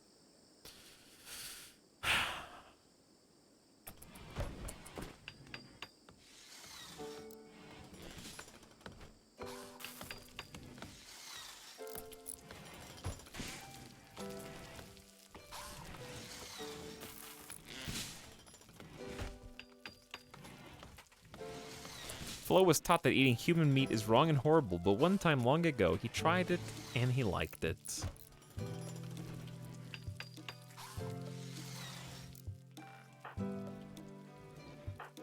Did we forget to read anybody's... Who's the newest colonist? Yield Professor and Ionic Naga? I don't think we ever read Yield Professor's backstory. Yield Professor actually has 3. Oh, because Professor is 1. RimWorld Urchin. Ancient and deep industrial cityscapes bursting with humanity and poison. Yield Professor grew up in the dark, unwanted reaches of such a place. She had to fight for every scrap of food. +2 shooting and +4 melee.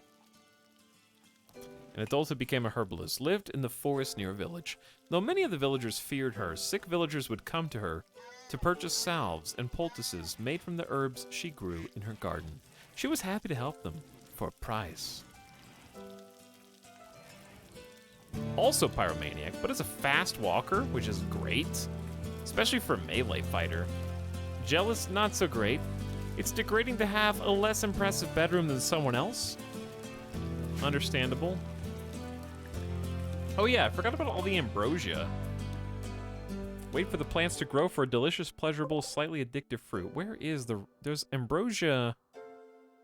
There was ambrosia, but that was before the toxic fallout, so it probably died. Probably didn't even sprout. Toxic fallout killed everything.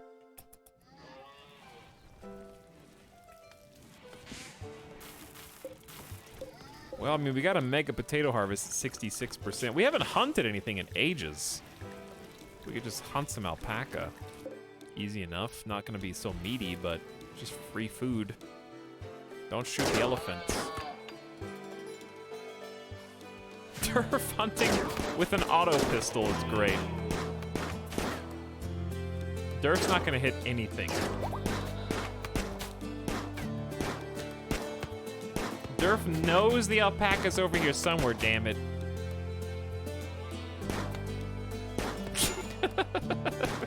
Come on.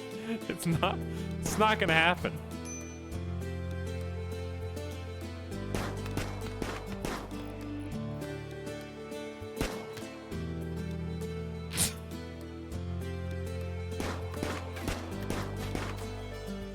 I can't wait for all my 20 out of 20 hunting skill blind shooters.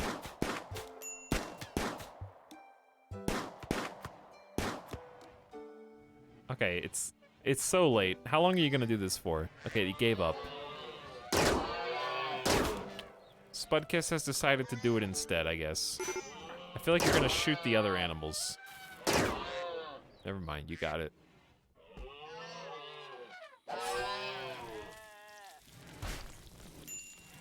I love how we still don't have electric lights in any room.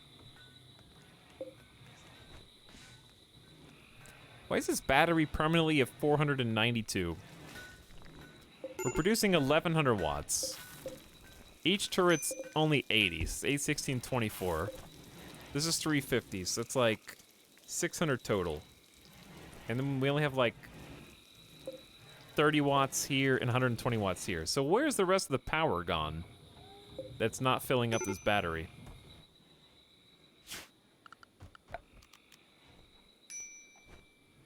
I know there's a missing spot here, but it's redundant on the other side.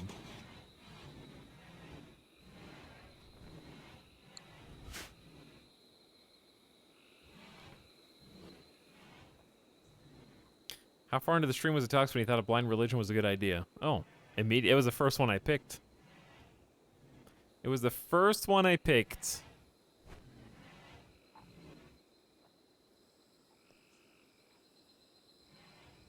Battery's not connected to the grid. Is this a Jeff moment? The power is switched off. It is connected to the grid, but the power is switched off. I feel like this graphic should have like a severed cable when it's, because this is new. There didn't used to be any cable over the top of the power switch. I feel like it should disconnect the visual image. Because it looks connected until you look at the actual power system underlying it.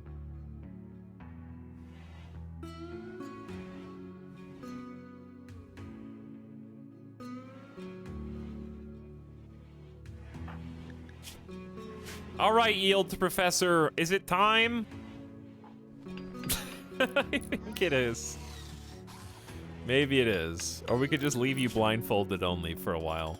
You have a 9 double fireball. It's gonna feel bad to take that away from you.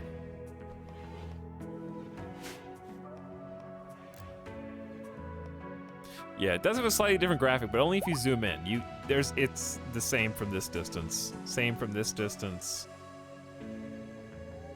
Actually, I think it's the same. Let's see, hold on. Let me turn this off. And let's see. I mean, that's impossible to tell until you get, like, here.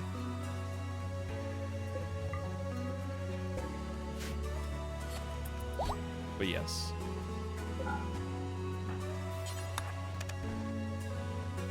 Flip those around.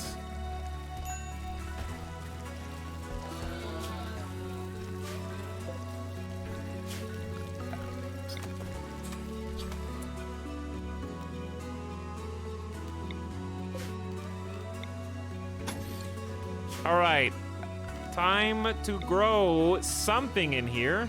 Because this is how... This farm's always going to look like this. We're future-proofing some of this. We still have, I guess, some double strand. But, man, that sucks. Let's just keep it simple and grow some potatoes for now until we get enough food.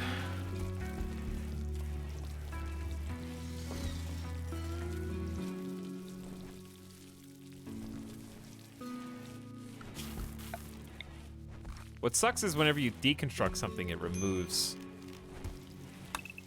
some of the plans, but I can remove the plans intentionally that we intended.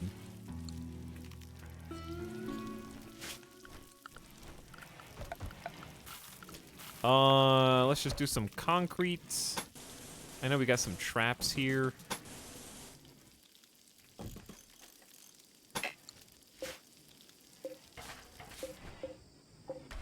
And some wood fence that we don't want. We're just kind of upgrading this a little bit at a time. This is probably the first structure we've made that's going to be more permanent. I wish they used the gates more. Maybe I should put the gates instead of in the middle. Build them a bit closer to the edge. Since they seem so reluctant.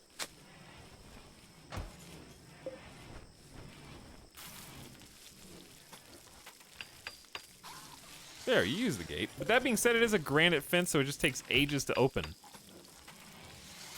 Granite fence gate. Slow as ass. Dude, they got those potatoes grown instantly. All right, let's do the ceremony. Let's do another art. Let's do another defragmentation before we... Because you're gonna lose your eyes anyways. See, then you won't have any scars. Auto fence.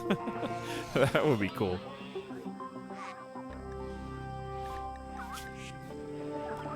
Salty Beef Fairy discussed controlled cruelty.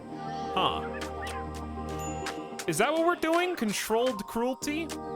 Chanting towards the heavens. Octo Nexus, hear our prayers! We bow before you, we do not dare look upon you. Please remove our vision from us and bestow us with the bionics of the god. The art of cutting. Spectacular defragmenting. The speech brought everyone to the edge of a frenzy as the blade holder artfully rended living flesh. Everyone participating in the ritual gains +3 mood. That's pretty good, dude. +3. Where'd you get it this time? This one, left arm, itchy.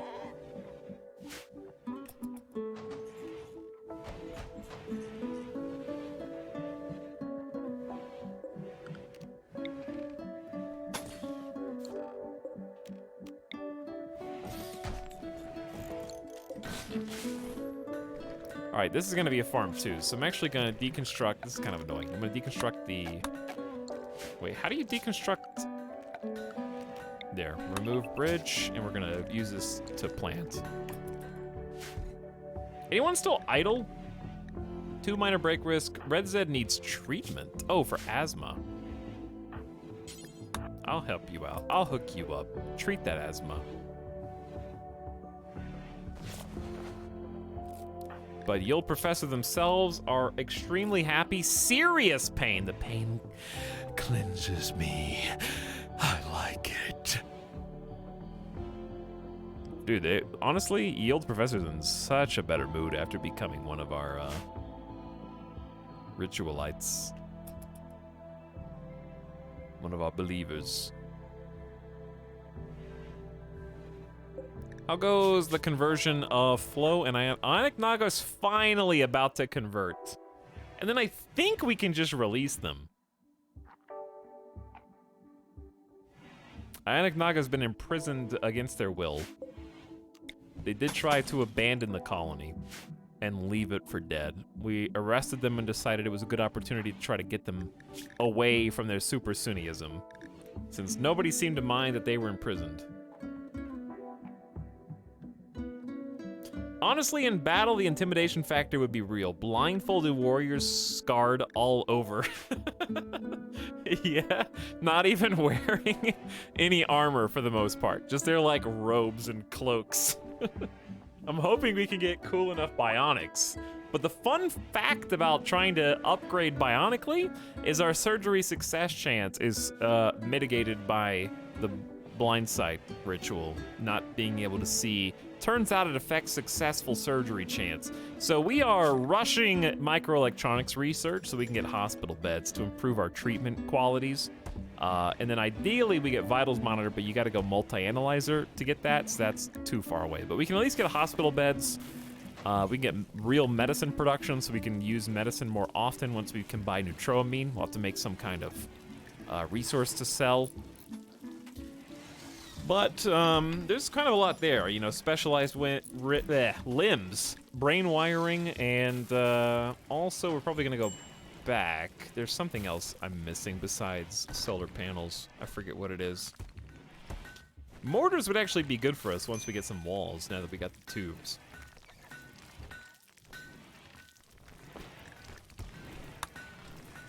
Biosculptor pod can perform various biological alterations to colonists. These are especially important to transhumanist believers.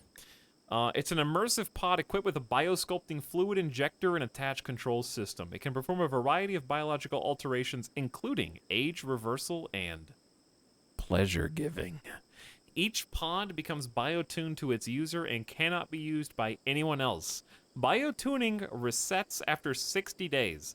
Believers in transhumanism believe biosculptor pods are of critical importance in their quest to transcend normal human physical limitations.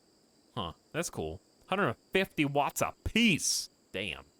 8 construction skill required too. I hadn't factored in where the transhumanism pods are gonna be put in.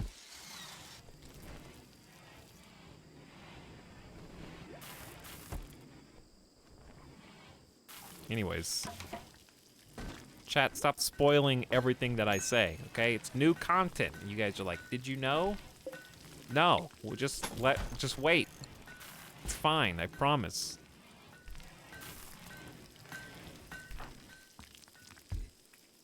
But I know! I know. You know. But I'll know when I know, you know? Look what you did. Look what you did. Look what the Jeffs did. A mechanoid combat cluster is landing nearby. The cluster will be initially dormant, so you can take time to decide how to attack it. It may remain dormant until disturbed, or it may have a timer or proximity activator. Even dormant mech clusters are not harmless. A dormant cluster may assemble mechanoid attacks from time to time, or attackers, or have some broad negative effect that must be dealt with. Hopefully it's a small one. It is a small one, thankfully. We're not wealthy enough for the big ones. Or maybe mech clusters got tuned down. I don't remember ever seeing a mech hive that was this small. But maybe I've never seen a mech cluster at 50-ish thousand wealth. So we got 4.7 days of sleepiness. They got 2 pikemen, a scyther. The big dog is the auto charge turret. That's the scary boy. It's pretty close to the base.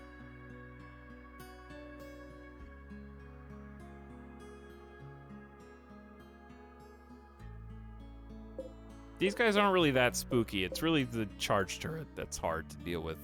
As long as we're within its range, it can't do much. But we don't have anything to do. We don't have anything to use to get close to it. Because the proximity indicator is gonna know. So it's a well-placed proximity indicator. It'll auto-awaken once we get inside the red. What to do?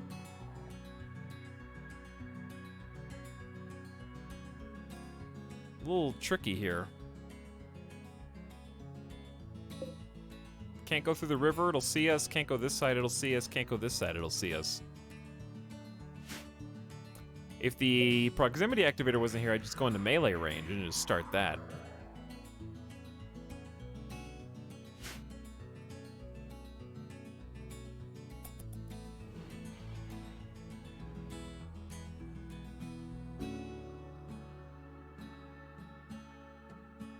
Cox hasn't played this yet? Whoa, I never played RimWorld before? That's crazy. This has been a 1,200 hour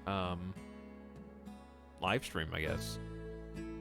that would make it true.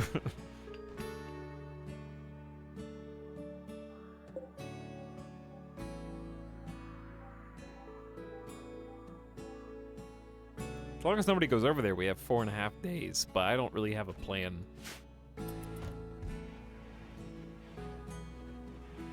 Somebody may just get shredded by an auto charge turret. The best play is probably just dip your toe in, wake them up, and then retreat. Bring the movers back to you, and then just send in the person you're okay with dying. It's probably the only hope. There's nothing you can do really without shields or smoke pop belts.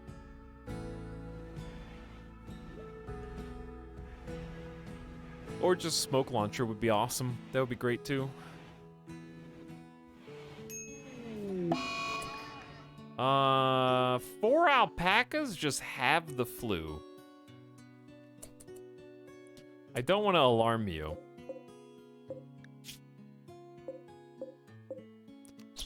But, medicine is more expensive than your lives.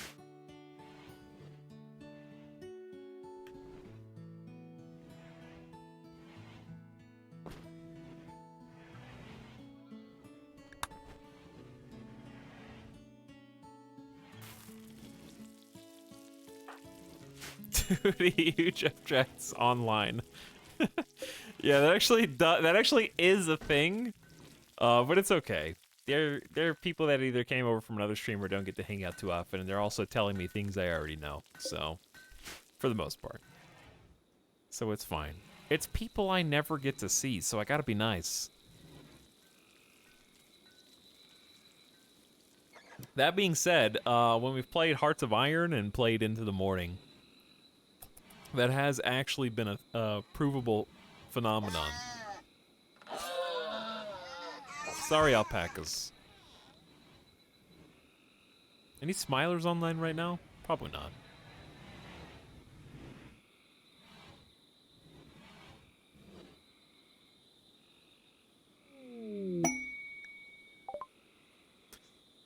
More mysterious. Ooh, actually grew inside my farm. That's very convenient, ambrosia.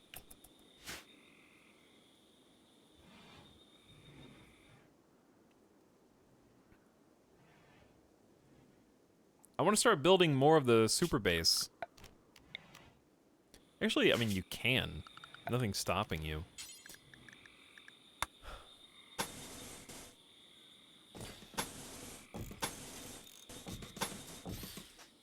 Could start building a perimeter wall. Where there's no marsh. Mind you. But you know, if they have to walk around the water, that's good, because it buys you time. Put a door there for now. Start to kind of just like get things situated. Good morning, light theme time. No, the reason we're on dark theme is mandatory is because I need you to leave your eyes at the front door, please. Thank you. You are now going to see darkness in dark mode, RimWorld, from now on.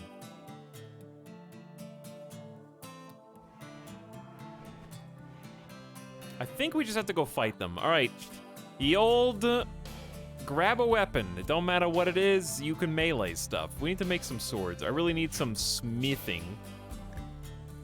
I'm starting to notice the lack of... Dude, we're gonna research smoke. Honestly, smoke pop packs would be awesome right now. Give me those. Screw microelectronics. You're not even 2/3 of the way there. We're also researching slower than we're supposed to. We don't have a full-time researcher, sadly. We're doing the best we can, but our colonists' motivations are questionable.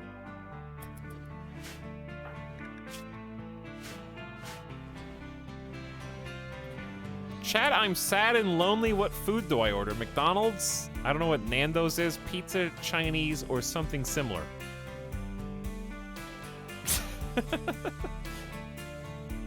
Well, I got some pro tips for you. Never order McDonald's if you're sad, because they'll inevitably shortchange you on fries, and put too much lettuce on the Big Mac, and it'll just make you more sad.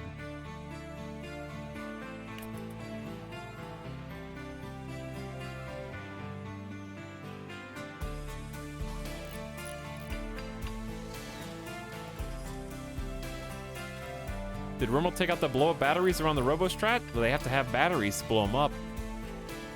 They don't always spawn with them.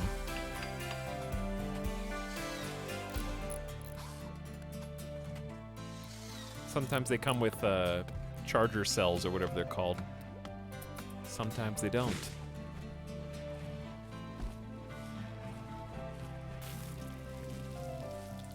Okay, well, heel root production is at an all-time high. We can actually start selling heel root if we keep overproducing, so that's nice.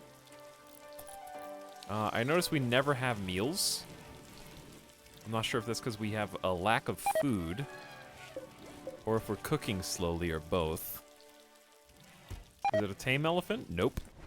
Also, meat is rotting in storage, so that's not helping anything. We don't have a freezer yet. We're very low-tech. You'd be forgiven for thinking we're tribal, even though we're Rich Explorer. We've just been very slow on the uptake for electricity. But honestly, it's been working out because the rainforest gives us plenty of wood to resupply the lamps and the coolers.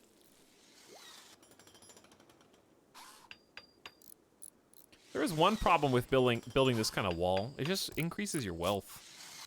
Wealth will start going up the more walls we build. I got a Mac Jr. What's a Mac? What a Big Mac Jr.?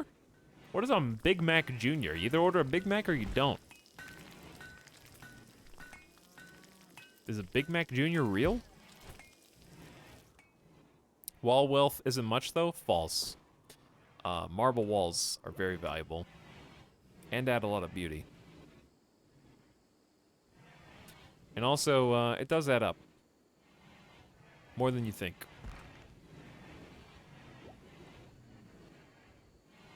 Big Mac Jr. is just called Mac. Where do you guys live? I don't even think that does that exist in America? Where is the fabled regular Mac? I don't know. Maybe I've never heard of that in my entire life. Is that some Australian shit? Syntax Squid weighing in.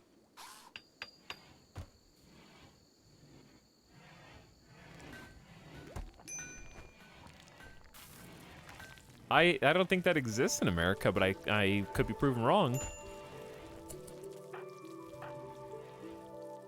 Do you know what a cheese royale? No, it's a royale with cheese. Thank you, Double X, my lord. Please, please.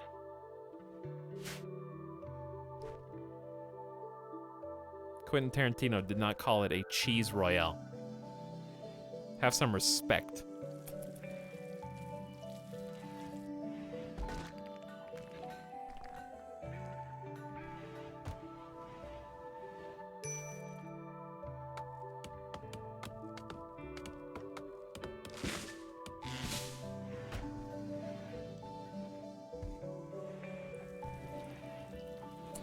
I am in Oz, but avoid McD's like the plague. I think you're socially and legally responsible to not call it McD's. I believe if you're in Australia, by law, you have to call it Macca's and make everybody hate you. I don't know why, but that's like the worst word. I hate it.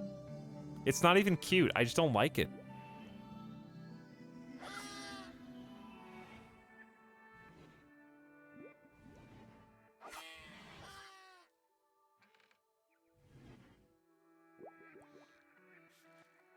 You just insulted our entire culture.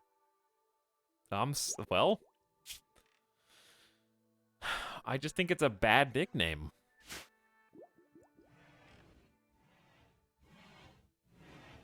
What about Mackie D's? Is that a character on Jersey Shore?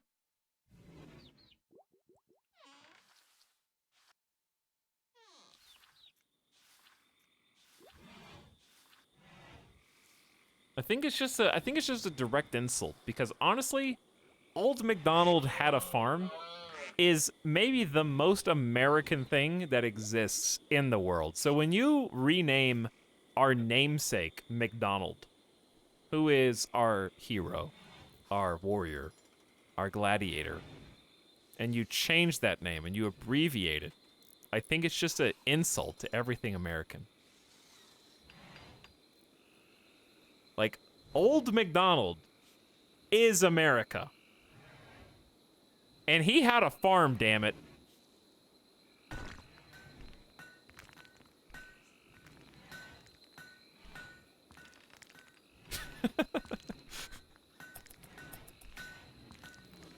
Old MacDonald is an American hero, an icon.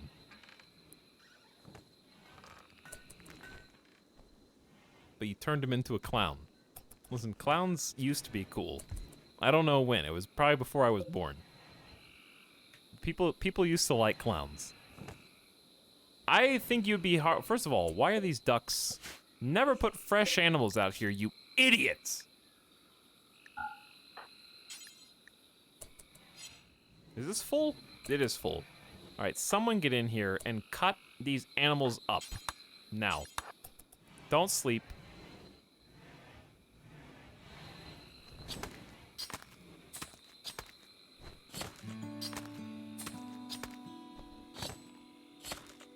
MacDonald originally came from Scotland. What if I told you that everyone in America, save for Native Americans, originally came from somewhere else? What if I told you that? Would that blow your mind?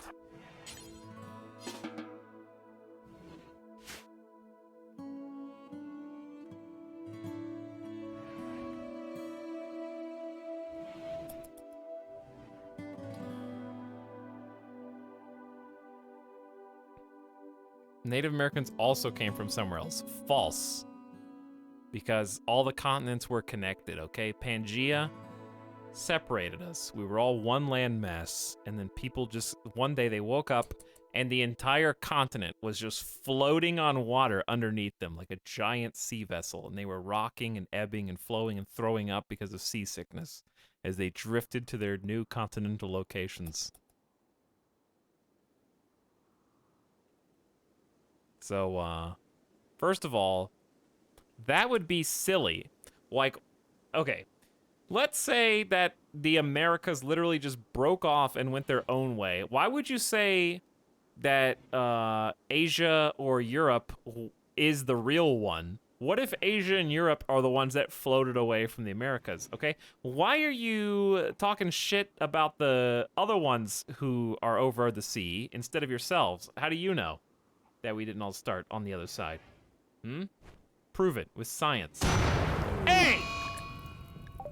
A fault in the electrical conduit has caused a short circuit. 600 watts of energy have exploded. Our base is on fire. Randy's trying to burn the base down.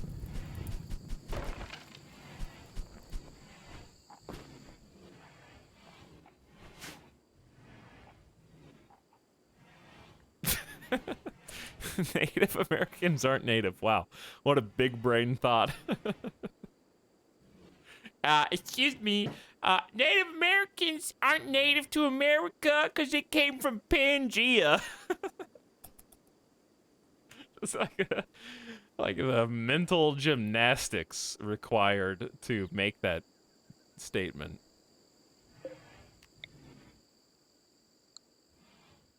Also, I see you, Panther. I see you lurking around here.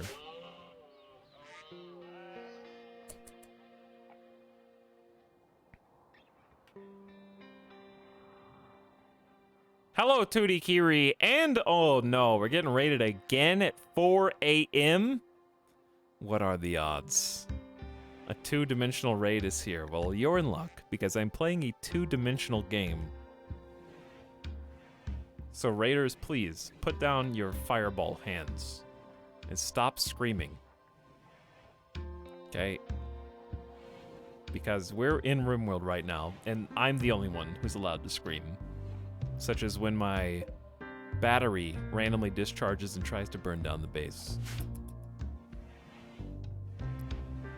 How's the stream? Well, I hope you had a good stream. My stream's okay, except for these lurking mechanoids with auto-charge turret waiting 2.9 days before they activate, lest I do something to interrupt them and slow them down. So you're here just in time for some action. But hello, FG Squared, Mystery, E204, Temujin. What's up, Reacher, Dapdude, Inya, everyone else rating? Welcome, glad to have you. Hope you're all having a beautiful morning. I probably shouldn't be awake, but I just finished my Suntory Whiskey Toki. And I already had a bit of chicken teriyaki and rice. So I'm just trying to see what I can do before turning in for the night. But thanks so much for raiding. Welcome, raiders.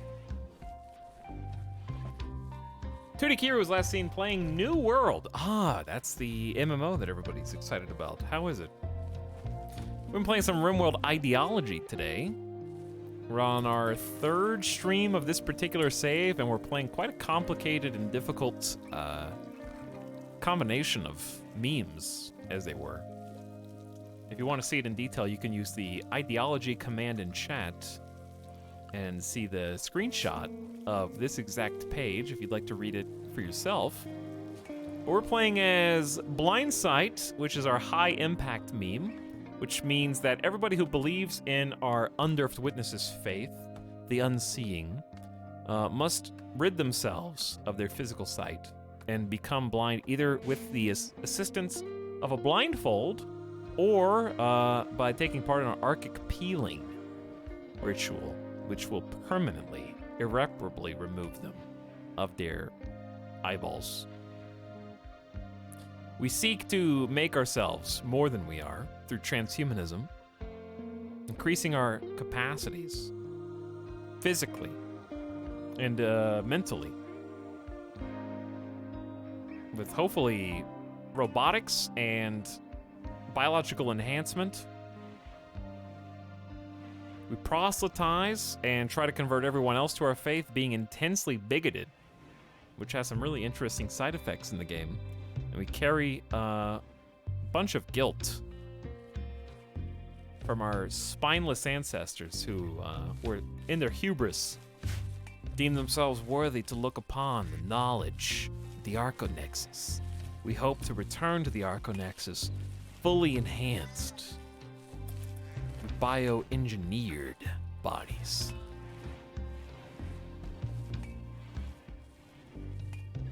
I really like New World. It's not stable yet, but it's only closed beta, so it's fine. Oh, I thought for some reason I thought it was out, but that's cool. Ye old professor is now trying to convert people. Party Boy is down to only 45% certainty in Supreme Theonomy, which is a randomly generated theology that is effectively the bro code. And we actually have a bunch of female colonists who believe in what is effectively toxic masculinity. Durf tried to convert Ionic Naga to her ideologian. Hey, Ionic Naga has given up Super Sunniism and converted to the Undurfed. Ionic, are you ready to rejoin us, reborn in your new faith? Perhaps we can release you now. Ionic Naga decided to abandon the colony after we won a very harrowing battle, so we arrested them. Everyone was fine with that, and we decided to convert them while they were incarcerated. Now Ionic Naga is ready to rejoin us. We have agreed to release them if they decide to see things our way. Not a cult, by the way.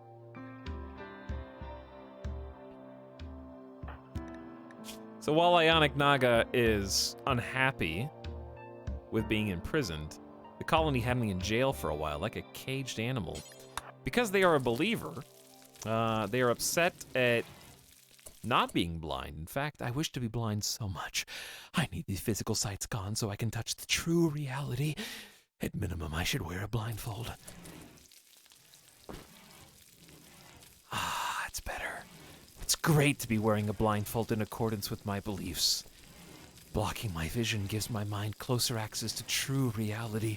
It's not as good as a permanent blinding, but it'll do. And we'll give you the pupil blindfold current outfit that you desire.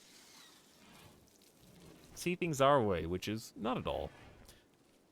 But yeah, I hope you guys had fun. I've actually been watching some gameplay of New World. But I know Kiri's been playing some RimWorld also. How did the Dark Kiri RimWorld run go? And welcome again, Raiders. Glad to have you this morning. And give Kiri a follow if you're here on this channel and you haven't already, to play a lot of games that are similar to those you find here. And usually, today being an exception, streams after me. I'm just being a weirdo today. Just having fun in RimWorld.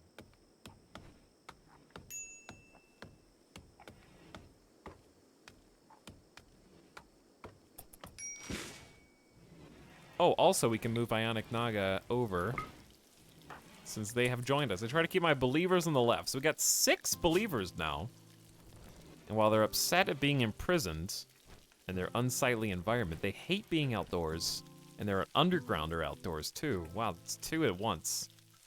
-6. I think we can do something for you, actually, Ionic Naga. Would you like to join me for perhaps a little defragmentation ceremony? I think that might cheer you up. In fact, we got enough people now where we're getting 100% expected quality, which is beautiful. We'll do a little ritual before we all go to sleep in our small chapel here. Salty Bee Fairy will preside and give us a nice little devotional about what it means to be locked inside of a fully organic body while desiring transcendence in the form of bionical supremacy. Salty Bee Fairy will guide our hearts and minds and help us to understand how to mark ourselves, scarring our body, writing the stories, our trajectory, from bioorganism to Arco-Nexus God. Not God, sorry, angel, a servant. I didn't mean an Arco God. Please, don't hold it against me. Salty Bee Fairy screamed maniacally.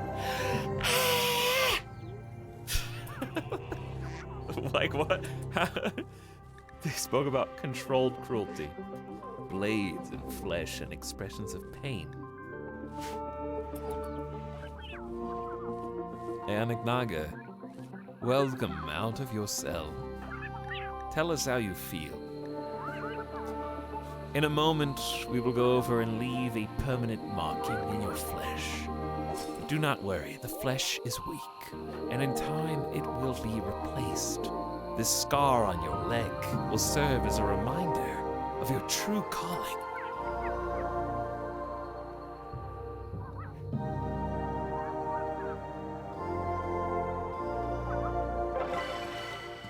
It was indeed a satisfying defragmenting.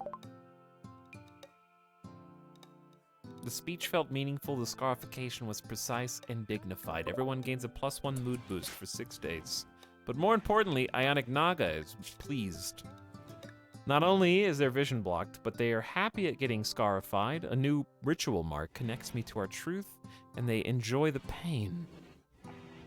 So when you are guilty, it's almost as if all of your colonists have some form of the masochism trait.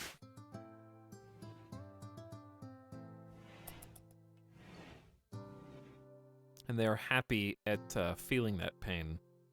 So we can also remove this prisoner bed.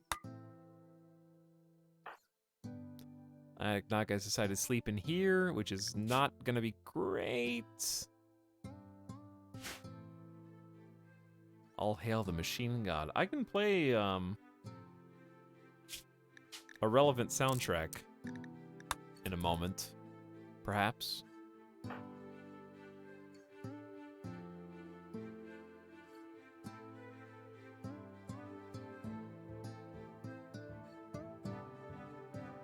But yeah, I've been in a real MMO mood lately. I don't know if I'm gonna get it. I don't think I'm gonna get into New World. I have been feeling the MMO itch. New World seems like it's coming out at a time where a bunch of people are also feeling that itch.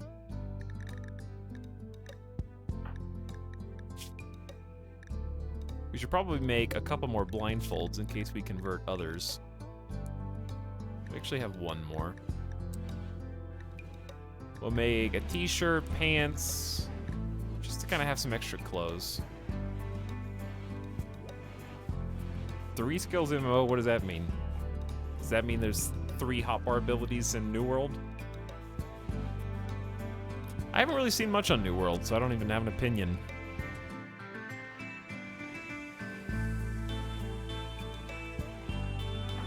I remember Wildstar kind of got some flack for having a smaller hotbar, but Wildstar was really, really fun. I had a great time. They only had about 8 abilities, I want to say, at a time. Whoa! Oh, yeah! Our prisoner flow has also converted to the Undurfed Witnesses. In fact, converting prisoners seems like the best possible way to bring them over to you.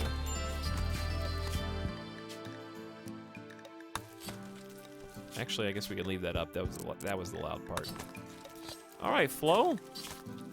You suck as a colonist, to be honest. You pyromaniac, cannibal, chemical fascination. I hate you and everything that you stand for. But also, I'm gonna take you into the Undurfed Witnesses because we value charity here. And we're so concerned with proselytizing, why would we turn someone like you away? Group of travelers are passing by.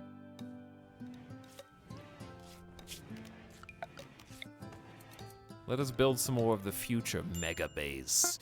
Behold. The Iris.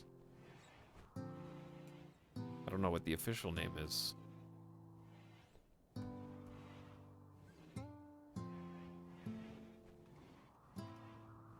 What about, collective? I don't know. Crossroads? It's kind of a crossroads. It's not a mega base, it's a mega city. Hopefully. It's gonna be real challenging to make for a lot of reasons. But mainly, the issue is all the bog. There's actually like a ton of wetlands, and that is creating issues. I feel like this just goes straight across. The other problem is my plan gets destroyed when other things that we build get built. This is the sub-sound.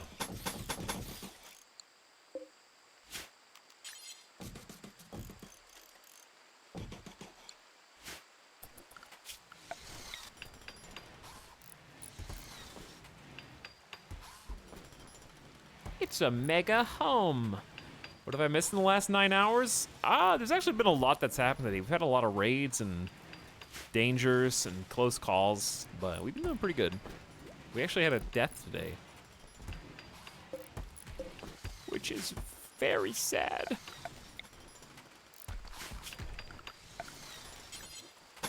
We got our first sarcophagus.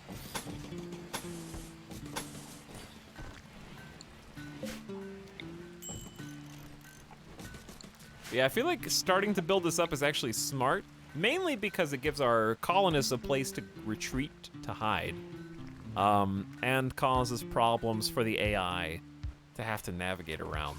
It gives us something to start building. This is also going to be our primary ritual zone, so we may as well build that. What we're really going to need to do is come up with, oh man, moisture pumps. Moisture pumps, which we have to finish microelectronics for. Moisture pumps are kind of key to the entire operation. Everywhere I want to build housing is in a moisture zone. It's going to be really obnoxious. But we'll do what we can do in the meantime. Dude, halfway to 24-hour stream! Yes! Dude, yes! We haven't got a quest in a while.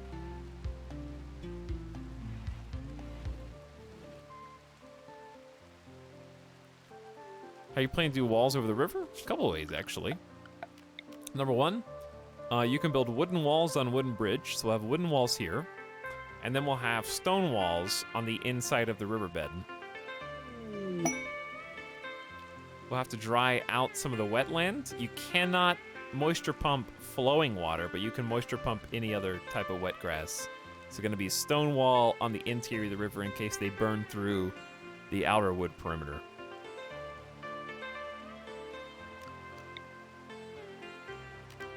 Speaking of wood, start building some bridges. We got these, the black squares indicate bridge.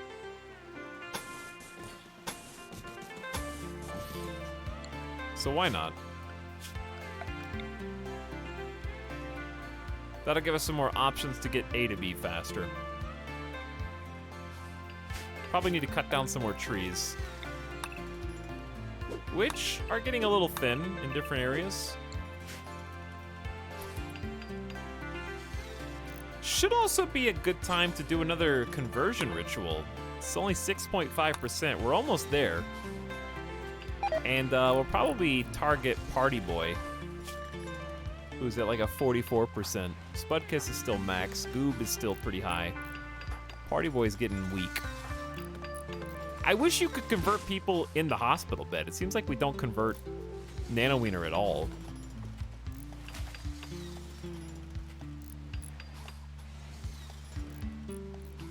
Also, what's up, Rookie187? Thank you for the Prime sub.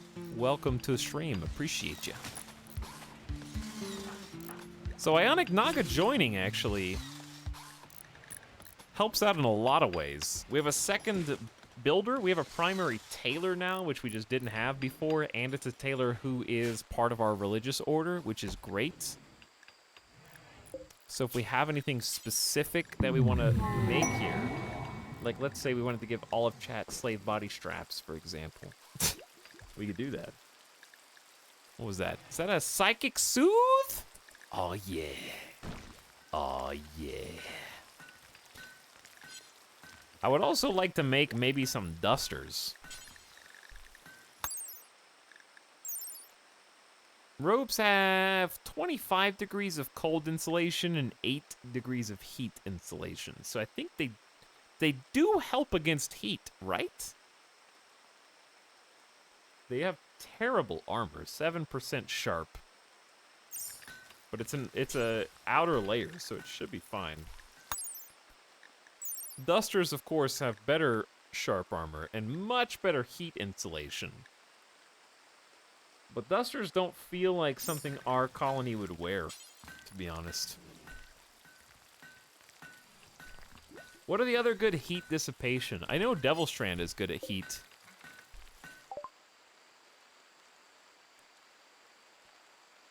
All clothes are outer layer. True.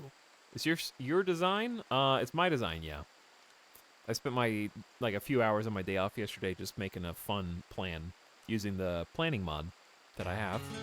Every female colonist smiles with contentment as a distant engine of happiness is stirring, projecting a psychic drone onto the site through an orbital amplifier. Again, the ladies of the colony are psychically attuned and therefore getting an amazing 29 buff. Because removing your eyes and embracing blindsight gives you up to an 80% psychic bonus sensitivity. So this psychic soothe is like absolutely calming. And hilariously, literally 5 out of 6 of our religious cultists are females. They're getting the absolute bulk of this psychic soothe.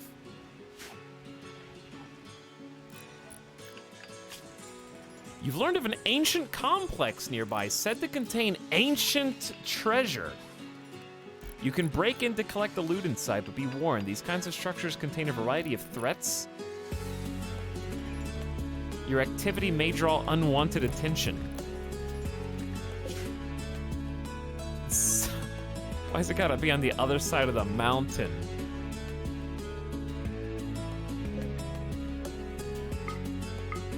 It's gonna take 2.5 days just to get there. But that's new content. I want to see what this is, but I'm scared to go. We have only 10 hours? Wait, what? Do I have to accept this? Why does this have 10 hours? Oh, you automatically accepted it 10 hours ago. Okay. So we just know where it is. We don't have to rush. Ooh, smoke pop pack. Super useful. Probably go back to microelectronics.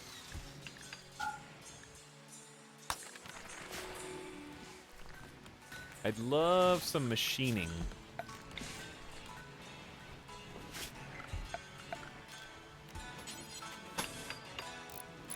Ah, dude, this little swamp sucks. What I'll probably do in the meantime is just connect it up somehow so it's enclosed and then expand it later.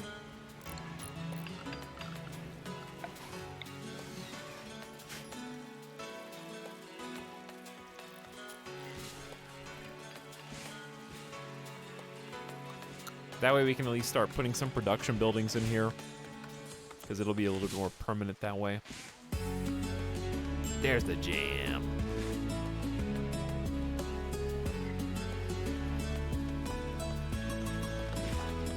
Mega base time, mega compound, mega commune, baby.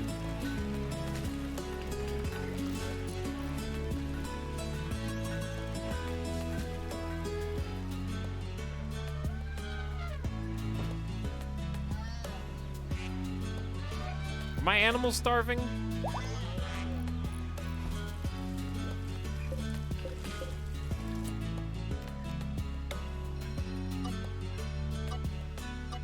Well, if they are, it's probably, this is not helping.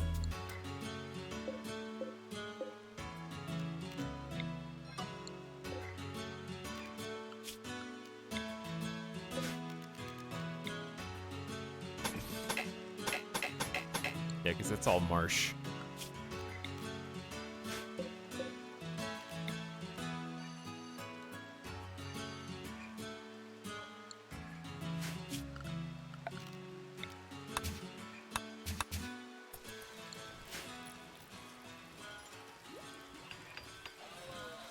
Yeah, you guys got, I don't care about the stupid ambrosia. All right, we'll get our drugs from somewhere else.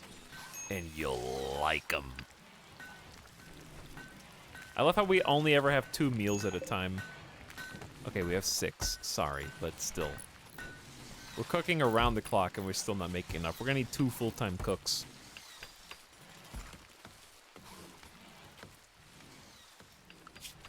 See our wealth starting to spike as we build. We were at about 55,000 before we started building all these walls, and we're already at almost 60,000 just from building this many walls. It goes up pretty fast with walls. Building wealth makes a difference. Red Zed will just work faster? Okay. Do those plants? Red Zed's a 16 intellectual? Honestly, we probably have enough plant people that you could do research first all the time. But more people doing plants is always good. Keep your skills up in both categories. We actually can make somebody, if they weren't also good at doctoring, we could make them our research specialists. That's what sucks, because they're both our best doctor, sadly, and also our best researcher. We can't dual specialize. I really need a new colonist who will be that double fireball researcher for us. Or we need a better doctor than Red Zed, so we can make them the full-time researcher. But I can't do both. Salty Beef Fairy is a gourmand and picking out on food. Well, we don't have that much food, so go ahead and eat what we do have. You're welcome.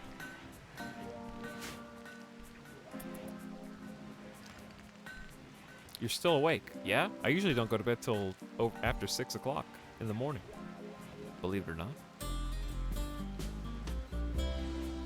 Most people are like, what? And then I go, yeah, I don't start streaming until 4 to 5 p.m. Pacific. So if you go to work at 8 a.m., imagine you didn't actually go to work until 4 or 5 p.m. Would you still wake up at the same time? Nope. And then it's like, oh, yeah, that makes sense.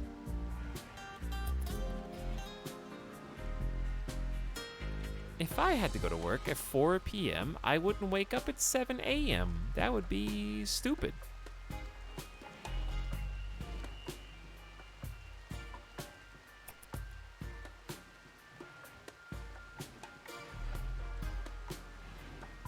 I'm honestly surprised Salty Beef Fairy had a mental snap. I think that was just Gourmand superpowers. Because you mental snap through a psychic soothe. Salty Beef Fairy's life literally revolves around food. She gets hungry quickly, and will occasionally be overcome with the urge to eat ravenously, even when not hungry.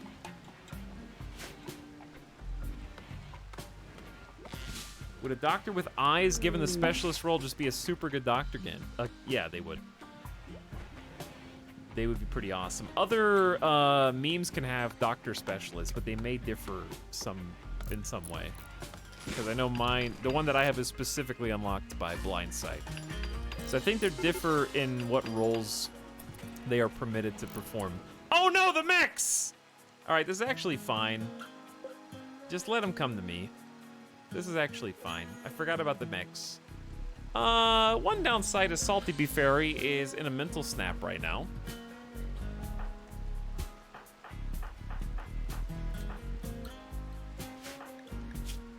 Onyx Naga has almost no talent for combat whatsoever.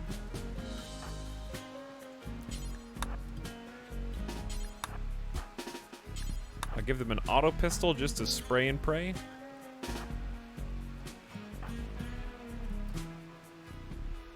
Ideally, we want them to come up here and basically just fight with the auto turrets, and then we'll go down and take out the other things separately. It's actually gonna be fine.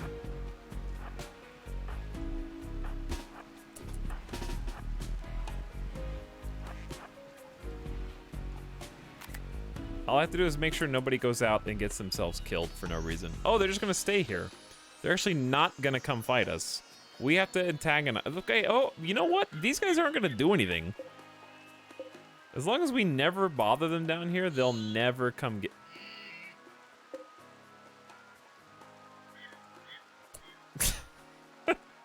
Arch? We got some friends on the map right now. I wish they would have gone further down. That would have been hilarious.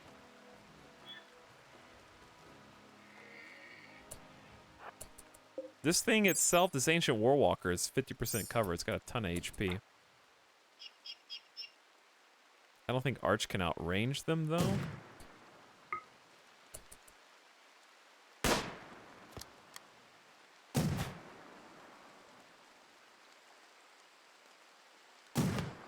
Which is kind of annoying. I don't know how I want to handle this.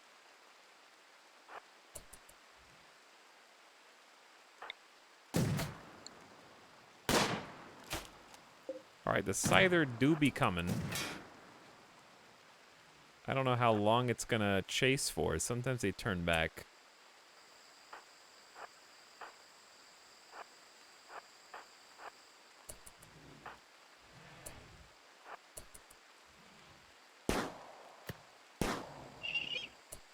Well, we poked it. Wow, Ionic Naga got a shot despite being blindfolded. That was impressive.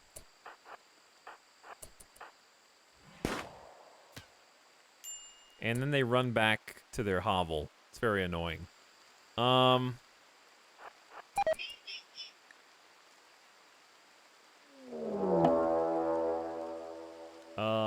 Excuse me?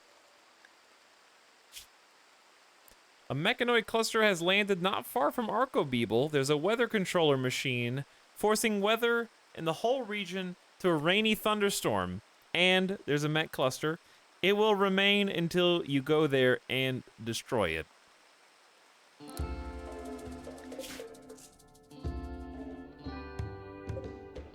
There's also a mining site with 27 components. I don't know if we're gonna do any raids though, since we're so charitable. Permanent, I've never seen perma thunderstorms. So that will probably affect our accuracy, I would guess. Or does it? I don't know. Arch is about to get pinged with one of these shots.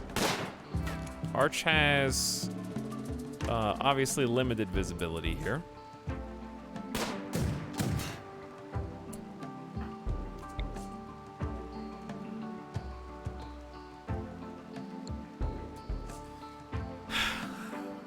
All right, here's what we're gonna do. Everyone's just kind of standing around. Let's go fight.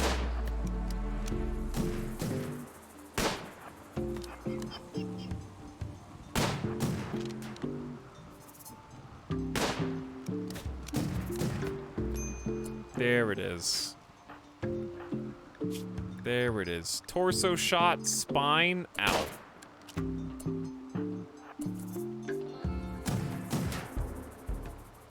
God, you're so slow now. Okay, who's got pain block?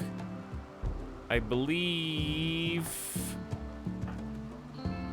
Salty Beef Fairy. Oh, Salty Beef Fairy's not even here, dude.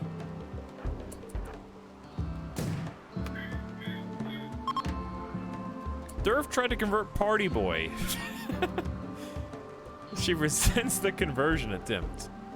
Alright. Spudkiss. Arch is like bleeding and stuff.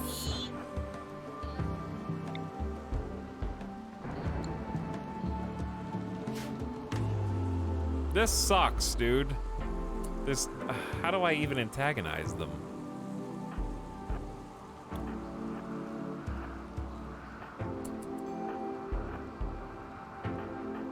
Red Zed is just here to rescue people.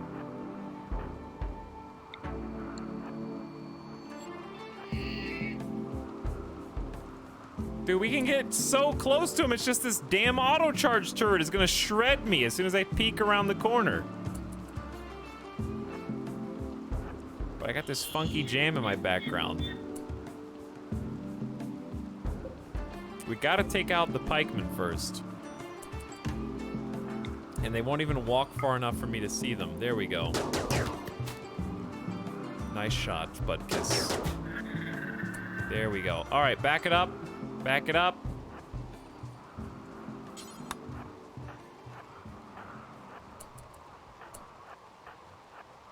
Positions. Everyone, positions.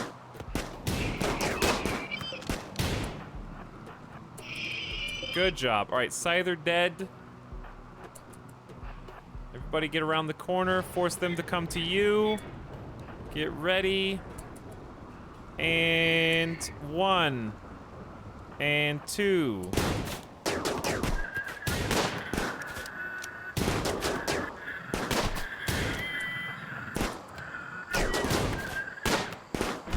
You guys got this. Good job. 2 bruises. You guys are fine. All right, now the nasty boys. Just a mini slugger turret and an auto charge turret.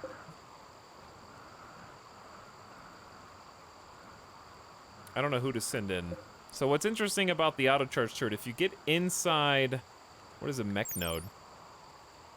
A self-powered mechanoid node of unknown function. Mech nodes can be deconstructed to yield valuable resources, but only if they are captured intact. The internal micro power cell will flame out and ruin the materials if it takes too much damage. I don't think I've even seen this.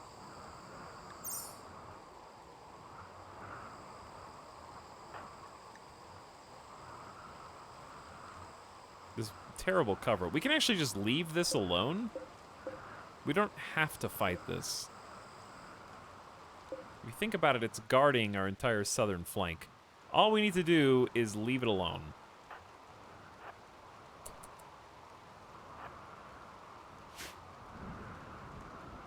They can't do anything else. They can't spawn in anymore. Chat, what's the mod? We have an exclamation mods command, actually. You'd like to see all of our mods.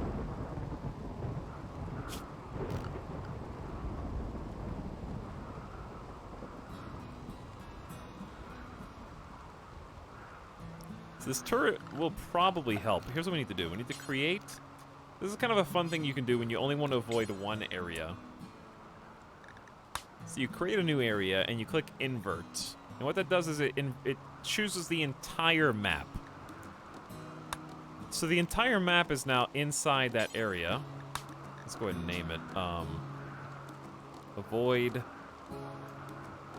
zone. And then you go backwards, and instead of adding area, you want them to go and you clear. So we say, do not go anywhere near this turret.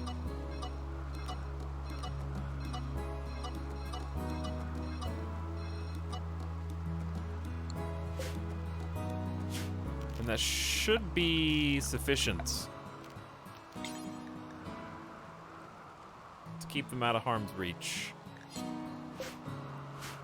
And then we'll just put everybody on that zone.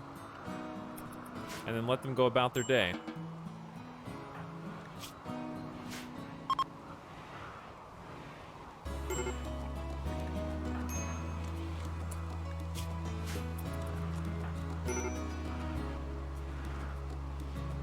Can't play chess, Arch. You're dying.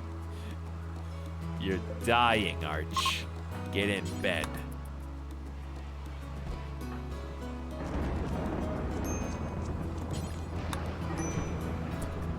Party Boy tried to convert ye old professor, leading to a social fight in the ritual lounge. Party Boy, you're in our chapel. Why wouldn't we try to convert you? Also, 2%, it happens so much. Oh my god.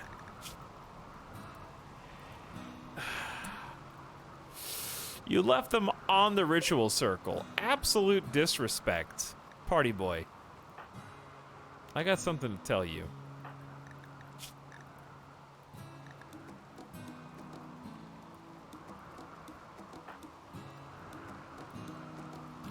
We could do a conversion ritual. But I'm gonna just do a regular old convert. Salty Bee Fairy heard about what you did.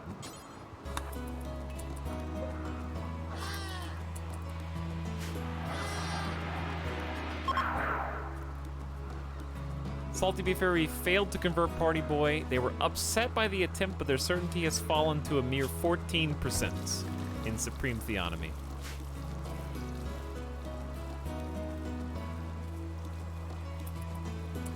And we will now go on a cooldown for the next 3 days before we can even attempt to convert anyone else again. It takes a lot of energy. It takes a lot of effort.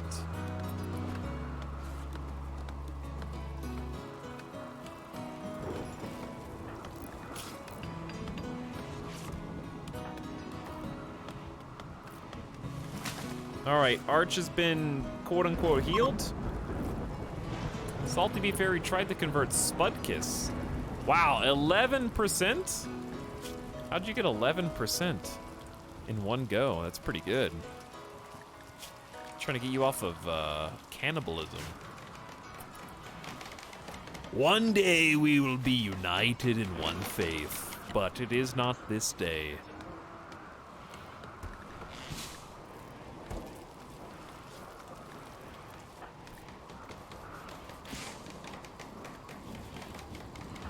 Our doctor is trying to tend people that got wounded in the last battle. Red Zed is up to an 11. Oh, we need a better doctor, though.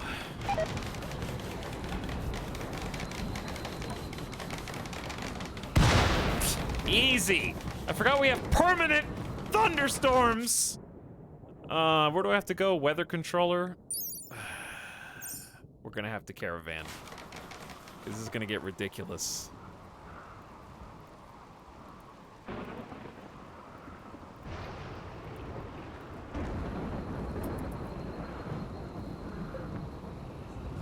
Everything's spoiling. Everything's deteriorating.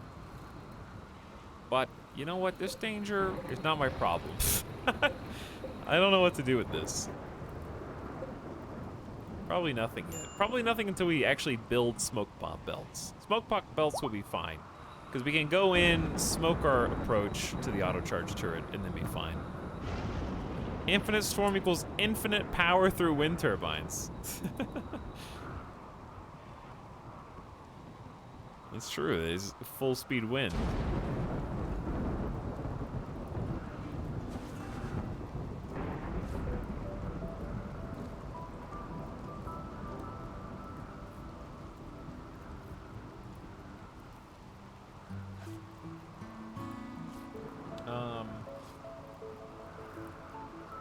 The one downside though is a rainy thunderstorm is an 80% accuracy modifier, so you lose 20% accuracy permanently during it. You also, fun fact, only have 80% move speed. So everyone literally just walks slower in a thunderstorm. So it is problematic. Oh no, Sim also hosted me? Sim, it's 4:39 a.m. What are you thinking? Bringing all these people over here to me? Ah! I wasn't getting tired or anything. I wasn't getting... I'm fine. I haven't had a couple of drinks of whiskey or anything like that. We're in deep uptime territory, yeah. I'm just having fun in RimWorld. Simcopter was last seen playing mini motorways. You'll have to tell me what that is, and if it was fun. But you've joined the good company of Avic was here earlier, then Tootie Kiri, and Simcopter 1 is also here. All fabulous people getting struck by lightning on our farm. But all good people, all great broadcasters. Arch Play Stuff's also here and in the game.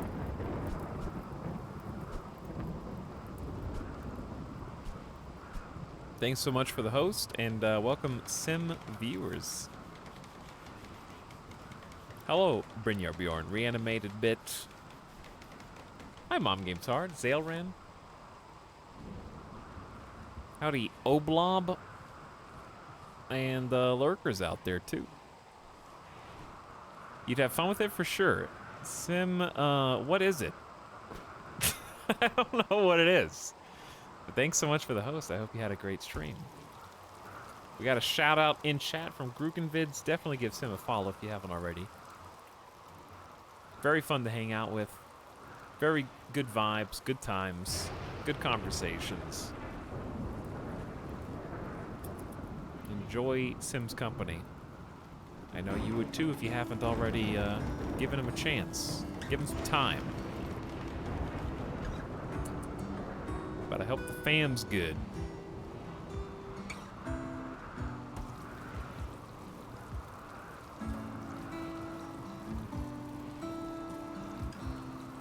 Yes, we are playing with Ideology. I'm having a lot of fun with it, Mom Games Hard. Having a great time with Ideology. I'm sure some of my regulars are kind of tired of me going over our personal ideology. But if you'd like to see it in detail, you can check it out with the Ideology command. And we have a screenshot of this whole page. You can peruse at your leisure. But the short version is we are enforcing blindness as a sublime tendency, for only the blind can be truly noble. We're trying to achieve oneness with the machine, elevating ourselves through transhumanism to the Arconexus, basically just high-tech. High-tech, sightless psychics, bionic bodies and psychic-tuned minds, with a propensity for proselytizing and self-inflicted scarring and searing as a sort of original sin.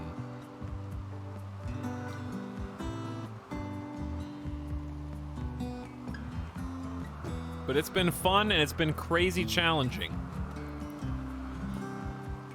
Many Motorways is a traffic management puzzle game where you run an ever-expanding city and need to connect together neighborhoods efficiently. Ah. I gotcha. So kind of like a transport sim, but more puzzle kind of solving focused. How's it working out for you? Crafton, it's been a little wild. We have 4 colonists who have gone through the Arctic peeling ritual, which is our version of the blind sight permanent eye removal ritual. The old professor is a new convert who is blindfolded, and Ionic Naga also is a new convert who is blindfolded.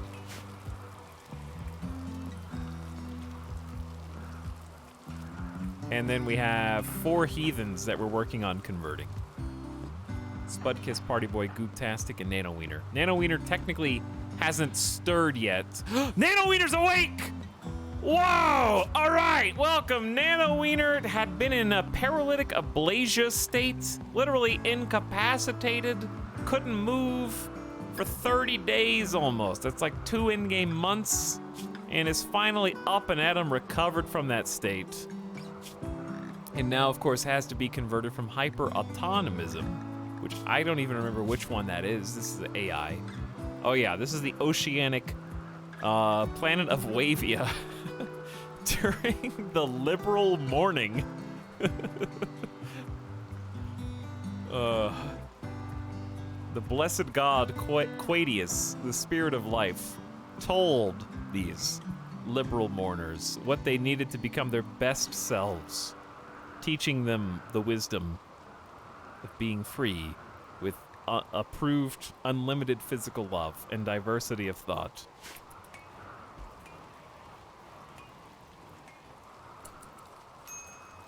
Some OpenTTD vibes. I tried streaming OpenTTD once and was immediately overwhelmed. I was like, how hard could it be? I'll just check it out. And then it was like, I was grossly unprepared.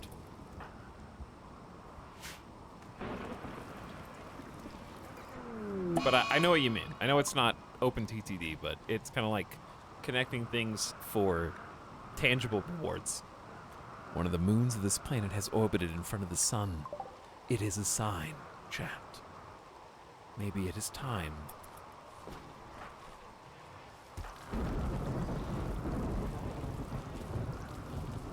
Perhaps we could convert someone, or maybe we should do one of our Arctic peeling rituals.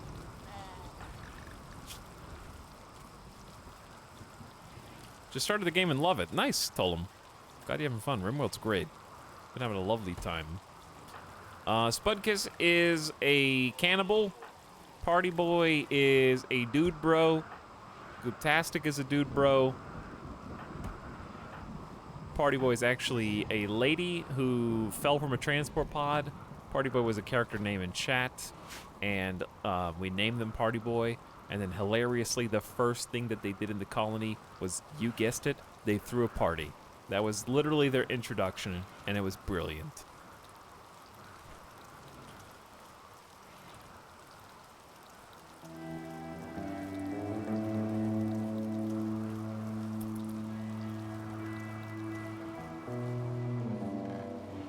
Keeping our animals alive and our little farm. It's been hard to keep this farm up and running. Got a lot of notifications on the right. They all expect the peeling. They all want to go all in. And who am I to tell them that they can't? Ye older professor is viewing art. I'm interested to see how that goes once the ceremony is done. Perhaps we should just do it now. Begin the Arctic. Well, you're wounded. We could do Ionic Naga doesn't have. Oh, you have one scar on your. Scarify your eye. Let's do another one. Defragment Ionic Naga. Everyone, take your seats. What is the peeling? Imagine, if you will, your eyes are unnecessary skin that must be shed from your bodies. And using a potentially heated, very sharp blade, we will help part your body from that skin, peeling it from your sockets, preparing the way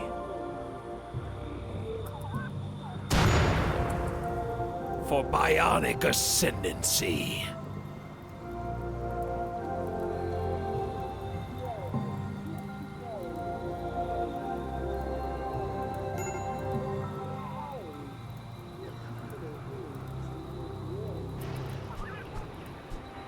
Who's someone fighting? Oh, they're putting out fire.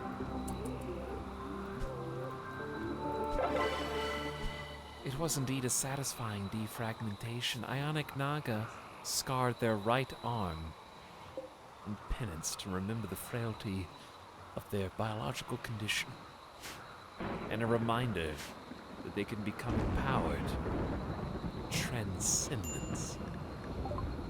The defragmenting was satisfying, the speech felt meaningful, and the scarification technique was precise and dignified. Ionic Naga in particular feels a pleasure of bearing a new ritual mark, experiencing serious cleansing pain, and enjoy the scarification ceremony abstractly. That really sounds more painful than it needs to be. Really, Silent Death?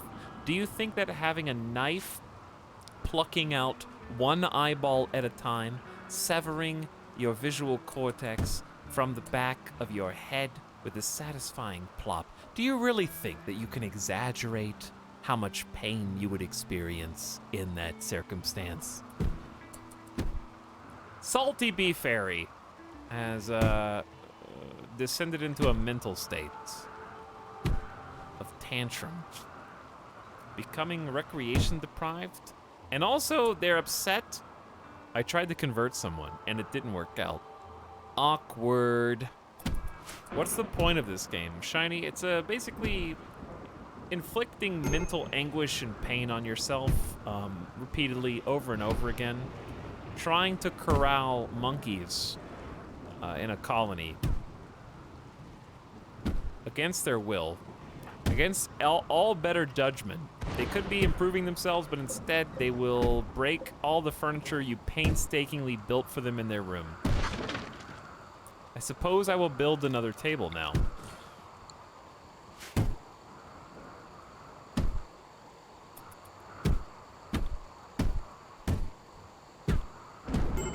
Would you like to break anything else? Also, this permanent thunderstorm is going to be a real pain. Are you done? Anyway, to answer your question, it's a colony survival simulator. You start with a very tiny colony, usually between 1 and 5 people, often 3. You start with nothing, you land on a random tile on a big globe, and you choose a spot. Your choice matters, so if you spawn next to a mountain, you'll be in a mountain, a river, you'll be in a river, a forest, you'll be in a forest, a desert, you'll be in a desert, etc.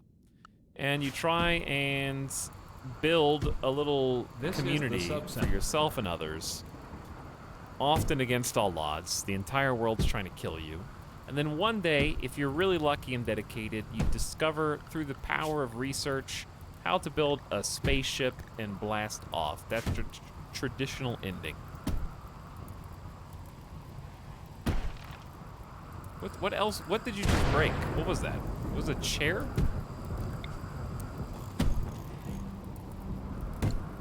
Never seen a tantrum this destructive.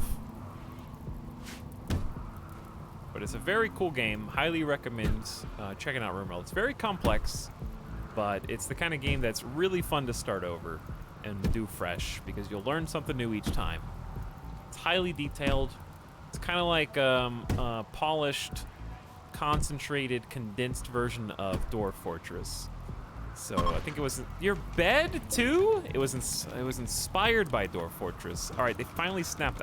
Dude, 3 pieces of furniture and 1 tantrum.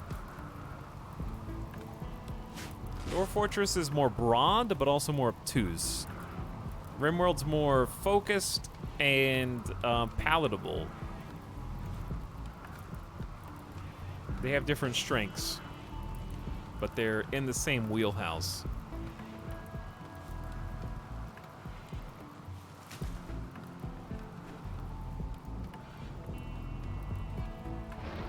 You ever see a pawn throw a tantrum and go for the anti-grain warhead?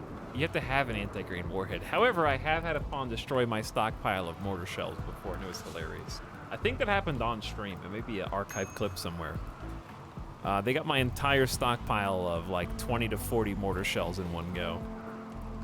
They all just chain reacted.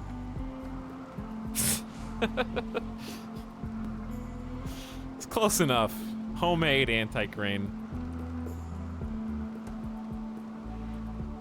Where's the starship on this planet? It's actually in the hardest to reach North Pole spot you could possibly imagine.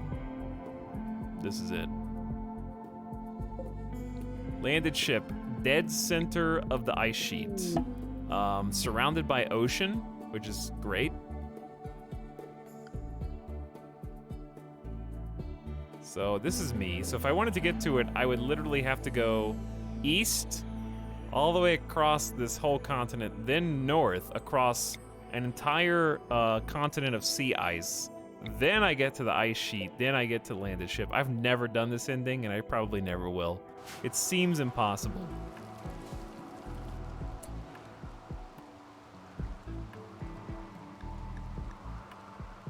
I don't think it's made for me. I don't comprehend how I'm supposed to do it. Look change desired. Ionic Naga wishes to change their look, no longer matching what they believe. They will visit a styling station and apparently change it. I'm curious to see what they choose. They have a big Viking beard and big haircut. Oh, another tantrum? All you gotta do is convert. You're at 16%. All you gotta do is join us. Join us. Will they change their own style? Wait, I don't want to do it. You do it. Will they do it on their own? I don't want to customize anything. I want them to customize it.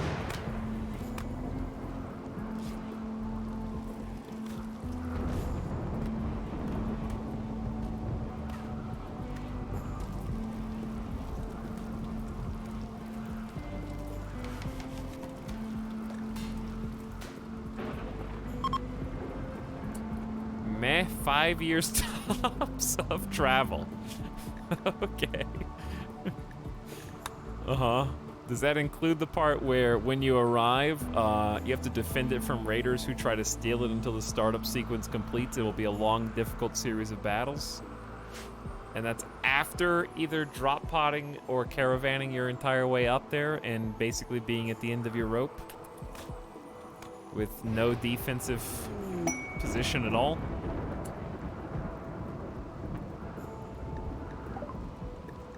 In the ice sheet.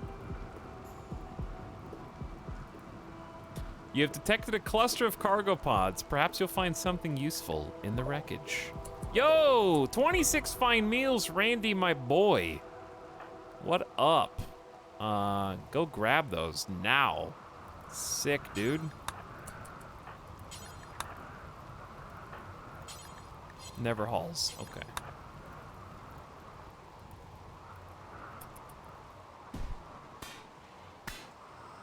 Please cease. Stop this madness at once. Certainly do not kill the watermill generator. It's our only source of power in the colony. Okay. Party boy is no longer having a tantrum, and I saw the old professor sneak a little conversion. They came into my room. Ah, a visitor. Party boy! Come back here, party boy! Join the unnerfed witnesses! I know you will! Oh my god, get me out, oh my god. Everyone in this colony's crazy. She's like, as they're leaving.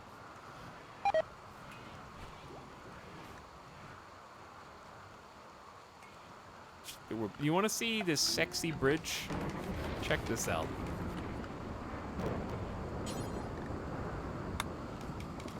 I know it's a wooden bridge, but I'm gonna build a wooden cute fence on one side. I know it's gonna limit the amount of people that can walk on it, but think about how cute it's gonna be. Now that we have fences in game.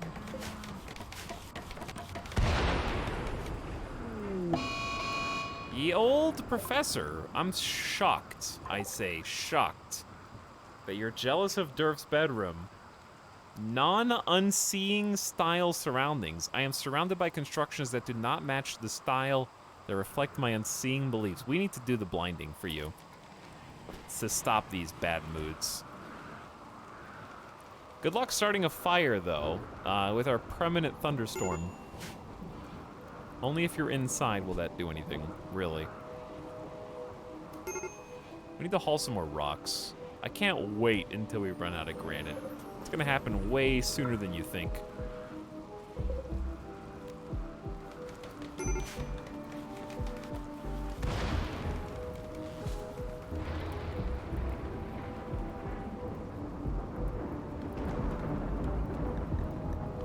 Salty Bee Fairy also wishes to change her look, as it no longer matches what she believes.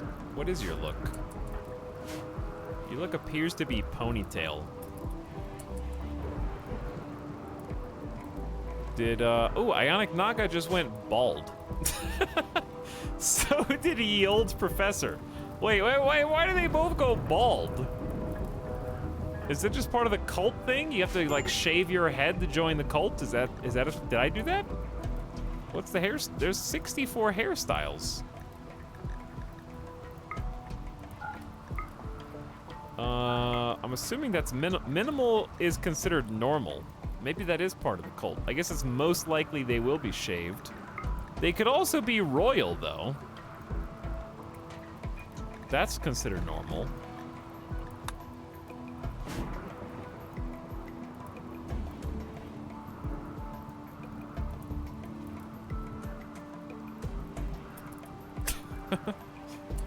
When I make an ideology, I will simply declare arson to be forbidden. Have you tried just telling the pawns to stop?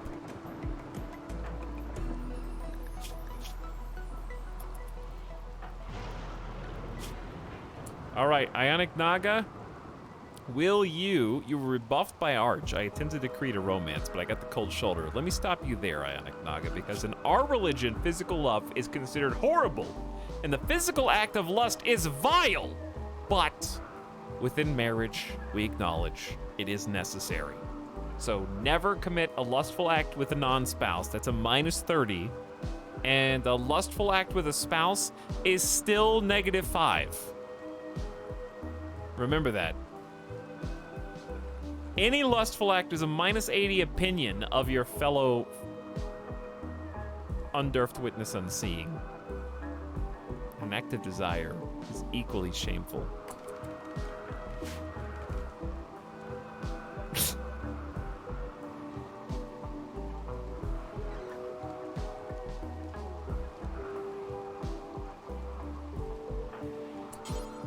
You know what? Let's do it now. Ionic Naga, we're gonna be missing out on crafting, construction, and mining with you, but let's do it. It's peeling time. You've already been scarred twice.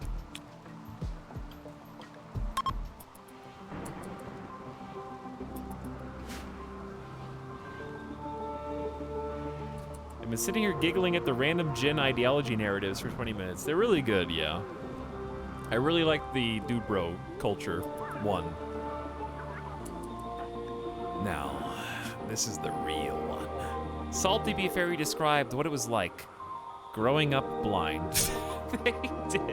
They didn't. They don't know what that's like. Nobody in here. Except for Durf. Maybe. What are you talking about? You're lying. Salty Beef Fairy talked about exploring without seeing or moving. It is scary. But think of the falseness of our visual reality and the hidden worlds beyond our sight, and the psychic connections that you may make with the world beyond. Our physical body is not just limiting us from bionic superiority, but also from a psychic connection to the Nexus itself. Chad, where do you think the Empire got all their psychic powers and their Psylink abilities? Why do you think they hoard it? Because they have access to the Arco Nexus, and they think they are worthy of talking to the Arco gods. But they are not worthy. We will be worthy.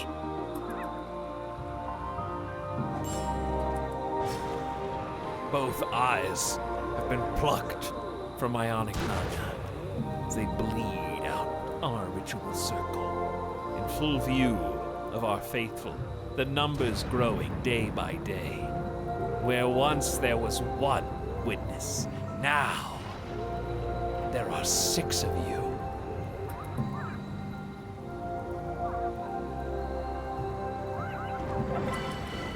It was a satisfying archic peeling indeed. The speech felt meaningful, and the blinding technique precise and dignified. A +1 mood for 6 days, and now Ionic Naga will see the true reality.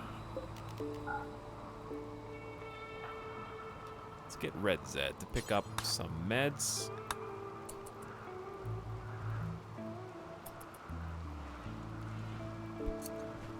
And then head towards the medical bed.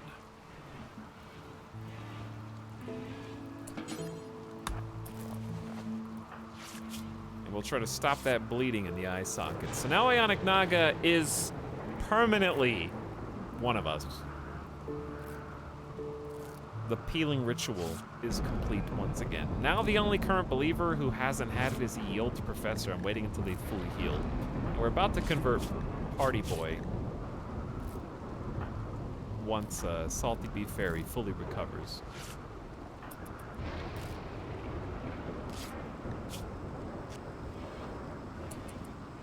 Ionic Naga, enjoy your new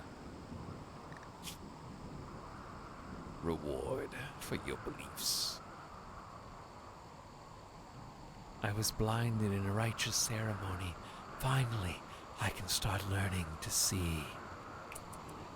Plus 15 permanent bonus, and also a 4-day was blinded bonus.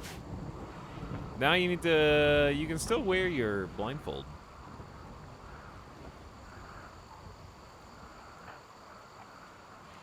As one of the pupils should be assigned to you. I know that you're sleepy, so I'll wait till you wake up. Missing body parts. What? You know what? Now that I think about it, I guess we never tried to put a blindfold. I thought that was patched. Was that not patched? I swear I already read these patch notes.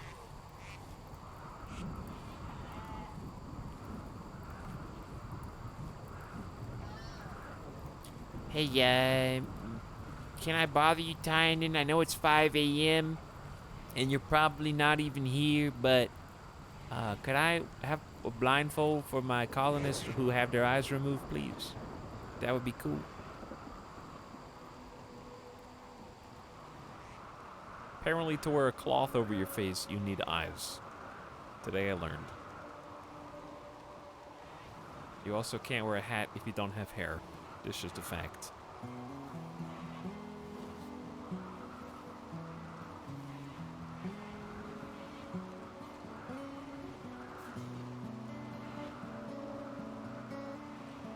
No veils unless you have a beard.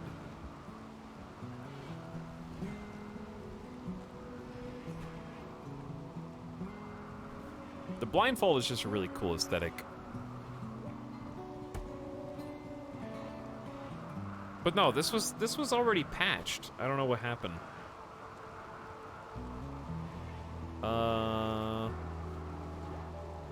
You just have to believe me.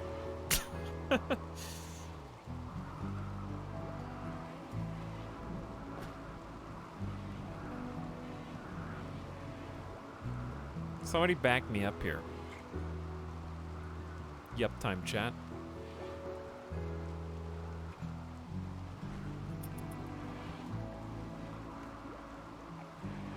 So much progress. Yeah, I think we are making some progress. I'm starting to build some of the future plans.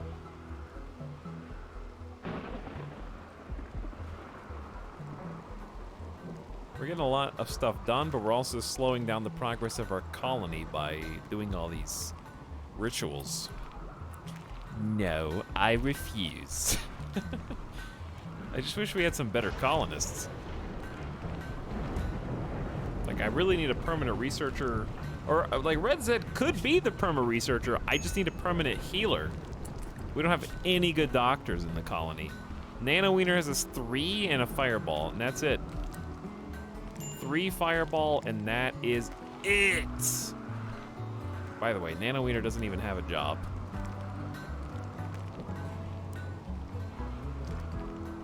I guess you're the new animal handler.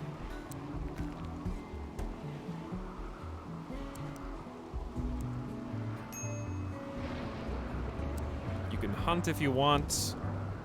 Definitely mine. We need to start you... I guess you don't have to construct. You can do art. You have a single fireball research, but that's not really good enough.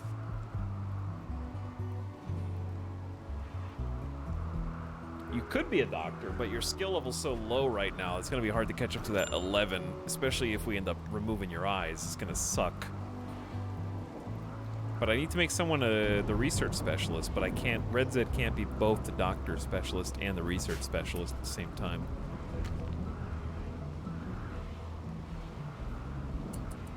Hello, chat. Good morning. Addy was done enough. I have stayed up way past my bedtime pelt. Sorry.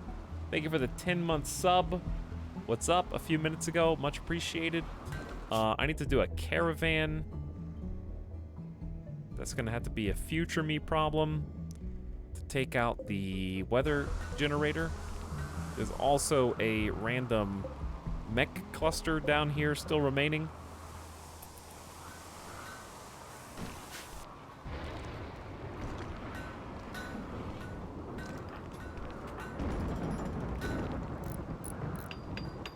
Did I make a door on this? I don't think there's a door. Where would a door even go?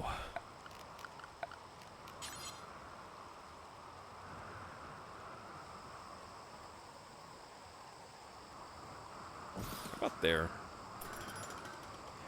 Because this is an even number. Kind of like a door there. Also probably do a door here eventually. Actually, one door is fine.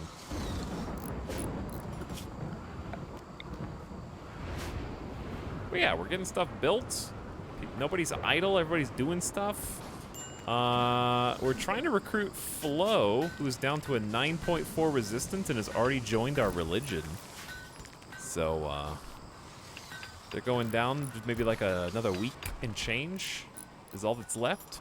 I'd like to get some more security, so building some traps would be nice.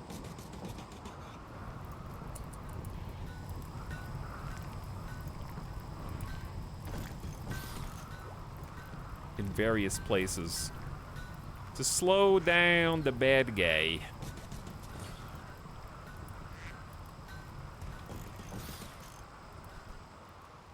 Because traps are currently like our best friend, basically.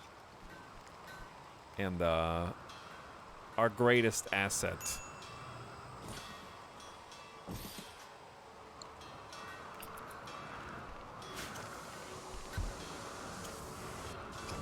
They must not have much to build if they're repairing fences and such. Durf is hauling granite to the stockpile. Salty Bee is cutting granite. Red Zed is researching microelectronics. Arch is also hauling granite. Not a bad plan, because we're building that granite up right now. Oh, they're going big on granite. They must be bored if they're just hauling. Are we out of... No, we got 22 meals. We're not out of food.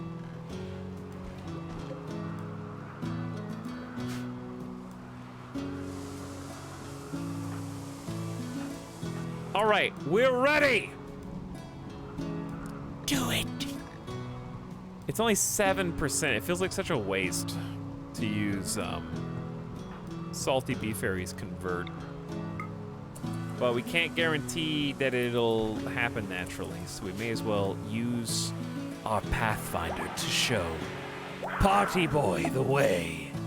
Preacher role has been deactivated because the theonomist Party Boy at long last has converted to the unnerved witnesses and no longer craves the Party Boy bro culture that once drove them. Also, this panther's annoying me. Unrelated. It's just sleeping in my garden menacingly.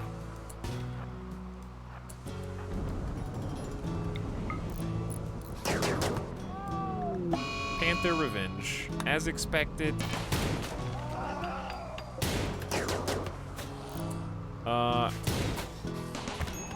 Party Boy, you good? Party Boy just got scratched, but we killed the panther.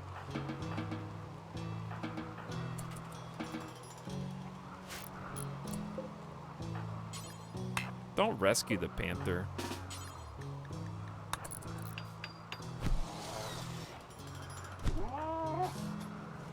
We're gonna need Red Zed down here. But yes, very happy with that. Another convert. We'll move the convert down. Party Boy is still gonna think about how they hated the scarification and blinding ceremony for a few more days. Apparently, they're still upset about that even though they already converted. And they're really upset they can see. So we need to get you a blindfold. But I'll let you get your treatment first. And then there were only 3 heathens. The whole colony is becoming unified, which is terrifying. Because then we're gonna really suck at combat. So, I wonder how that's gonna go.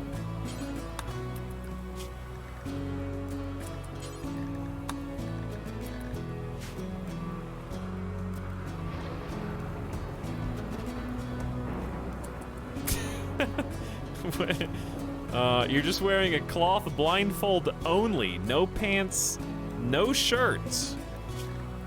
Okay. Interesting. Opinion of my husband Spudkiss being with him. Oh no, I forgot. You guys are married, and you are abhorring physical love now, because that's what we've taught you. Okay, well, this is gonna be interesting. Sleeping alone, -4, but it's all. I don't know what to think of this. Oh, you hate them because they're not your ideologian, so you're in the process of rivaling your husband. Because you converted, but they haven't. I see. Okay, well, Spudkiss will be my next target, I guess. But anyway, I wanted to end with that before Randy can send something crazy. That's a good stopping point this morning. It's 5 o'clock. We had a nice 13-hour stream. Honestly, great time. Big progress converting everybody. Colony went well. We had 1 sad, untimely death. Rest in peace, Goatsy, artist Salty Bee Fairy. They are remembered in the way they died. Goatsy being killed in a cowardly, half-hearted way. The Lancers seemed satisfied. It imploded their head in a single shot. If you squint your eyes, the rectangular composition reveals the outline of thousands of corn cobs. They were indeed killed in what was a cornfield at the time. The illustration relates to the Lancer killing Goatsy on the 15th of Jugas, 5501, our first colony death. But I had a blast. I'm having a lot of fun with this colony. It's a crazy challenge, but we're trying to overcome it. And I want to build my super compound. If we can. We have started building some perimeter walls and getting some of the structure.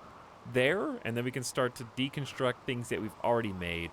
But I have to leave the bedrooms up until we can drain these marshes, because the marshes are in the way. We could just start... Actually, that's not necessarily true. I'll do this for future me. These were going to be housing. I have a planning mod, by the way, if you want to ever do anything like this.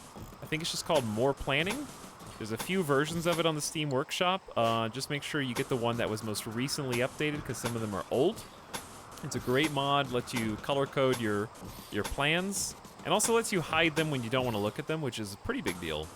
All right, so some of these are still marshed, like this is marshed. So I'm not sure if it's even worth building, but highly recommend that mod. It helps me kind of just clear my head and think about what I actually want to build. Try to make things, they don't have to look nice, they just have to be fun.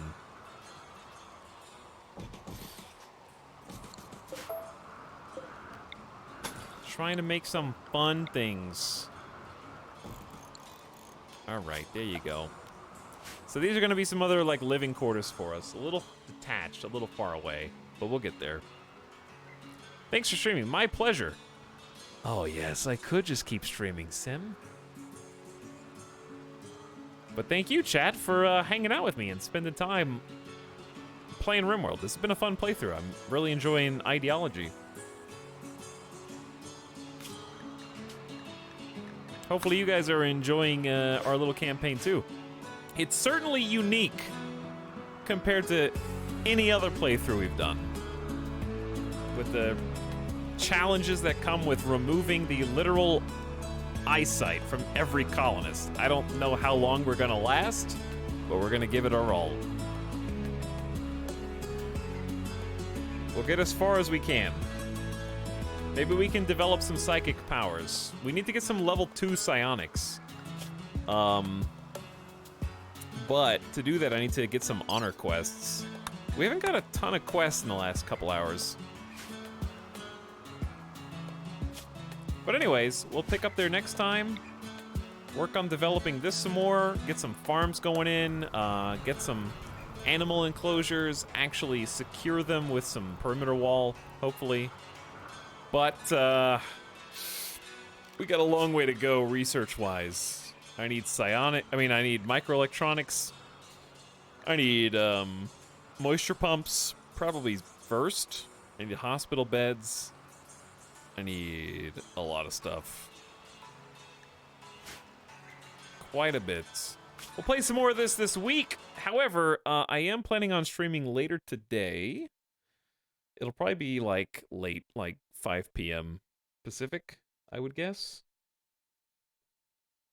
And we'll probably play some Project Zomboid to kind of change things up, because 13 hours of RimWorld is a long, long time. But I am having a great time, so let's play some more RimWorld soon. We'll try to play some more XCOM in the near future. We still have a campaign going there. I'd like to finish my Total War campaign. Really enamored with RimWorld, as you can tell. And Project Zomboid. Honestly, having fun with all the games we've played. So we'll try to play some more Zomboid later today. Thanks for coming to the stream, everybody, and appreciate all the generous raids and hosts from some great broadcasters. Avic, 2D Kiri, Archplay Stuff, Simcopter. Thanks for sending your community over to me. And I hope I took good care of them.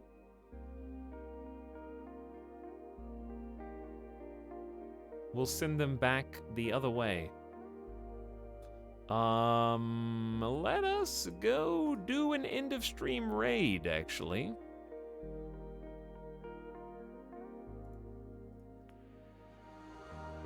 Let's do an end of stream raid. What do you guys say? Dude, my Better Twitch TV is not doing so well.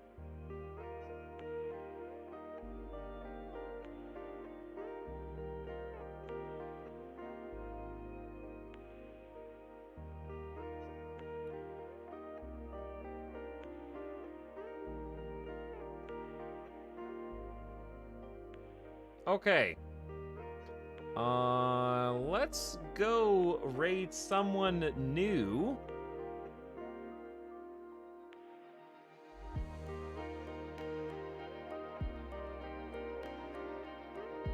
Let's go experience some new content, shall we?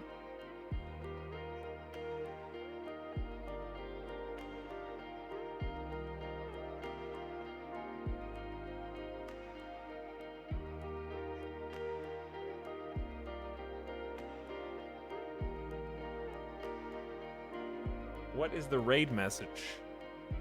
Oh, I feel like let's do a RimWorld raid. So I think you gotta include Randy, even if whether they're playing Randy or not matters not.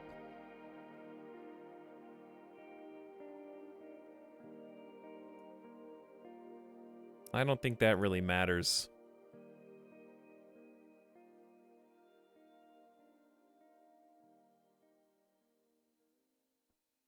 Okay, all right, I'm picking a target. There's a lot of potential good choices.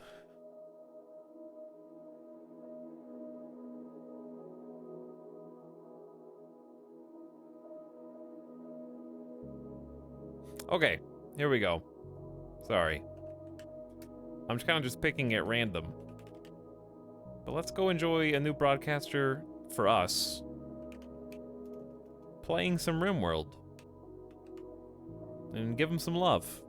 Try to make their day better. Or their night, or whatever time it is.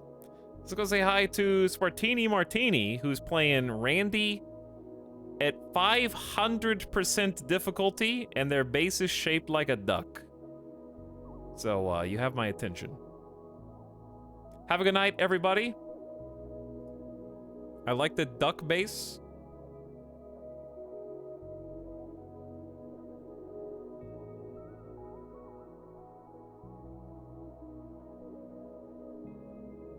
They're also playing Ideology. Maybe you can find out a little bit more about their ideology when you head over there, but give them a little Randy love, okay? And maybe meet a new broadcaster you didn't know about before. Good night for now, everybody. I'll see you guys again for some Project Zomboid later today. Go be nice, go be wholesome, and I think a mechanoid raid literally just landed, so enjoy the action. Good night for now, everybody. I appreciate you spending time all the way through the morning. If you're waking up, I'm going to bed. I'll catch you next time. See you later. Have a good one. I sleepy.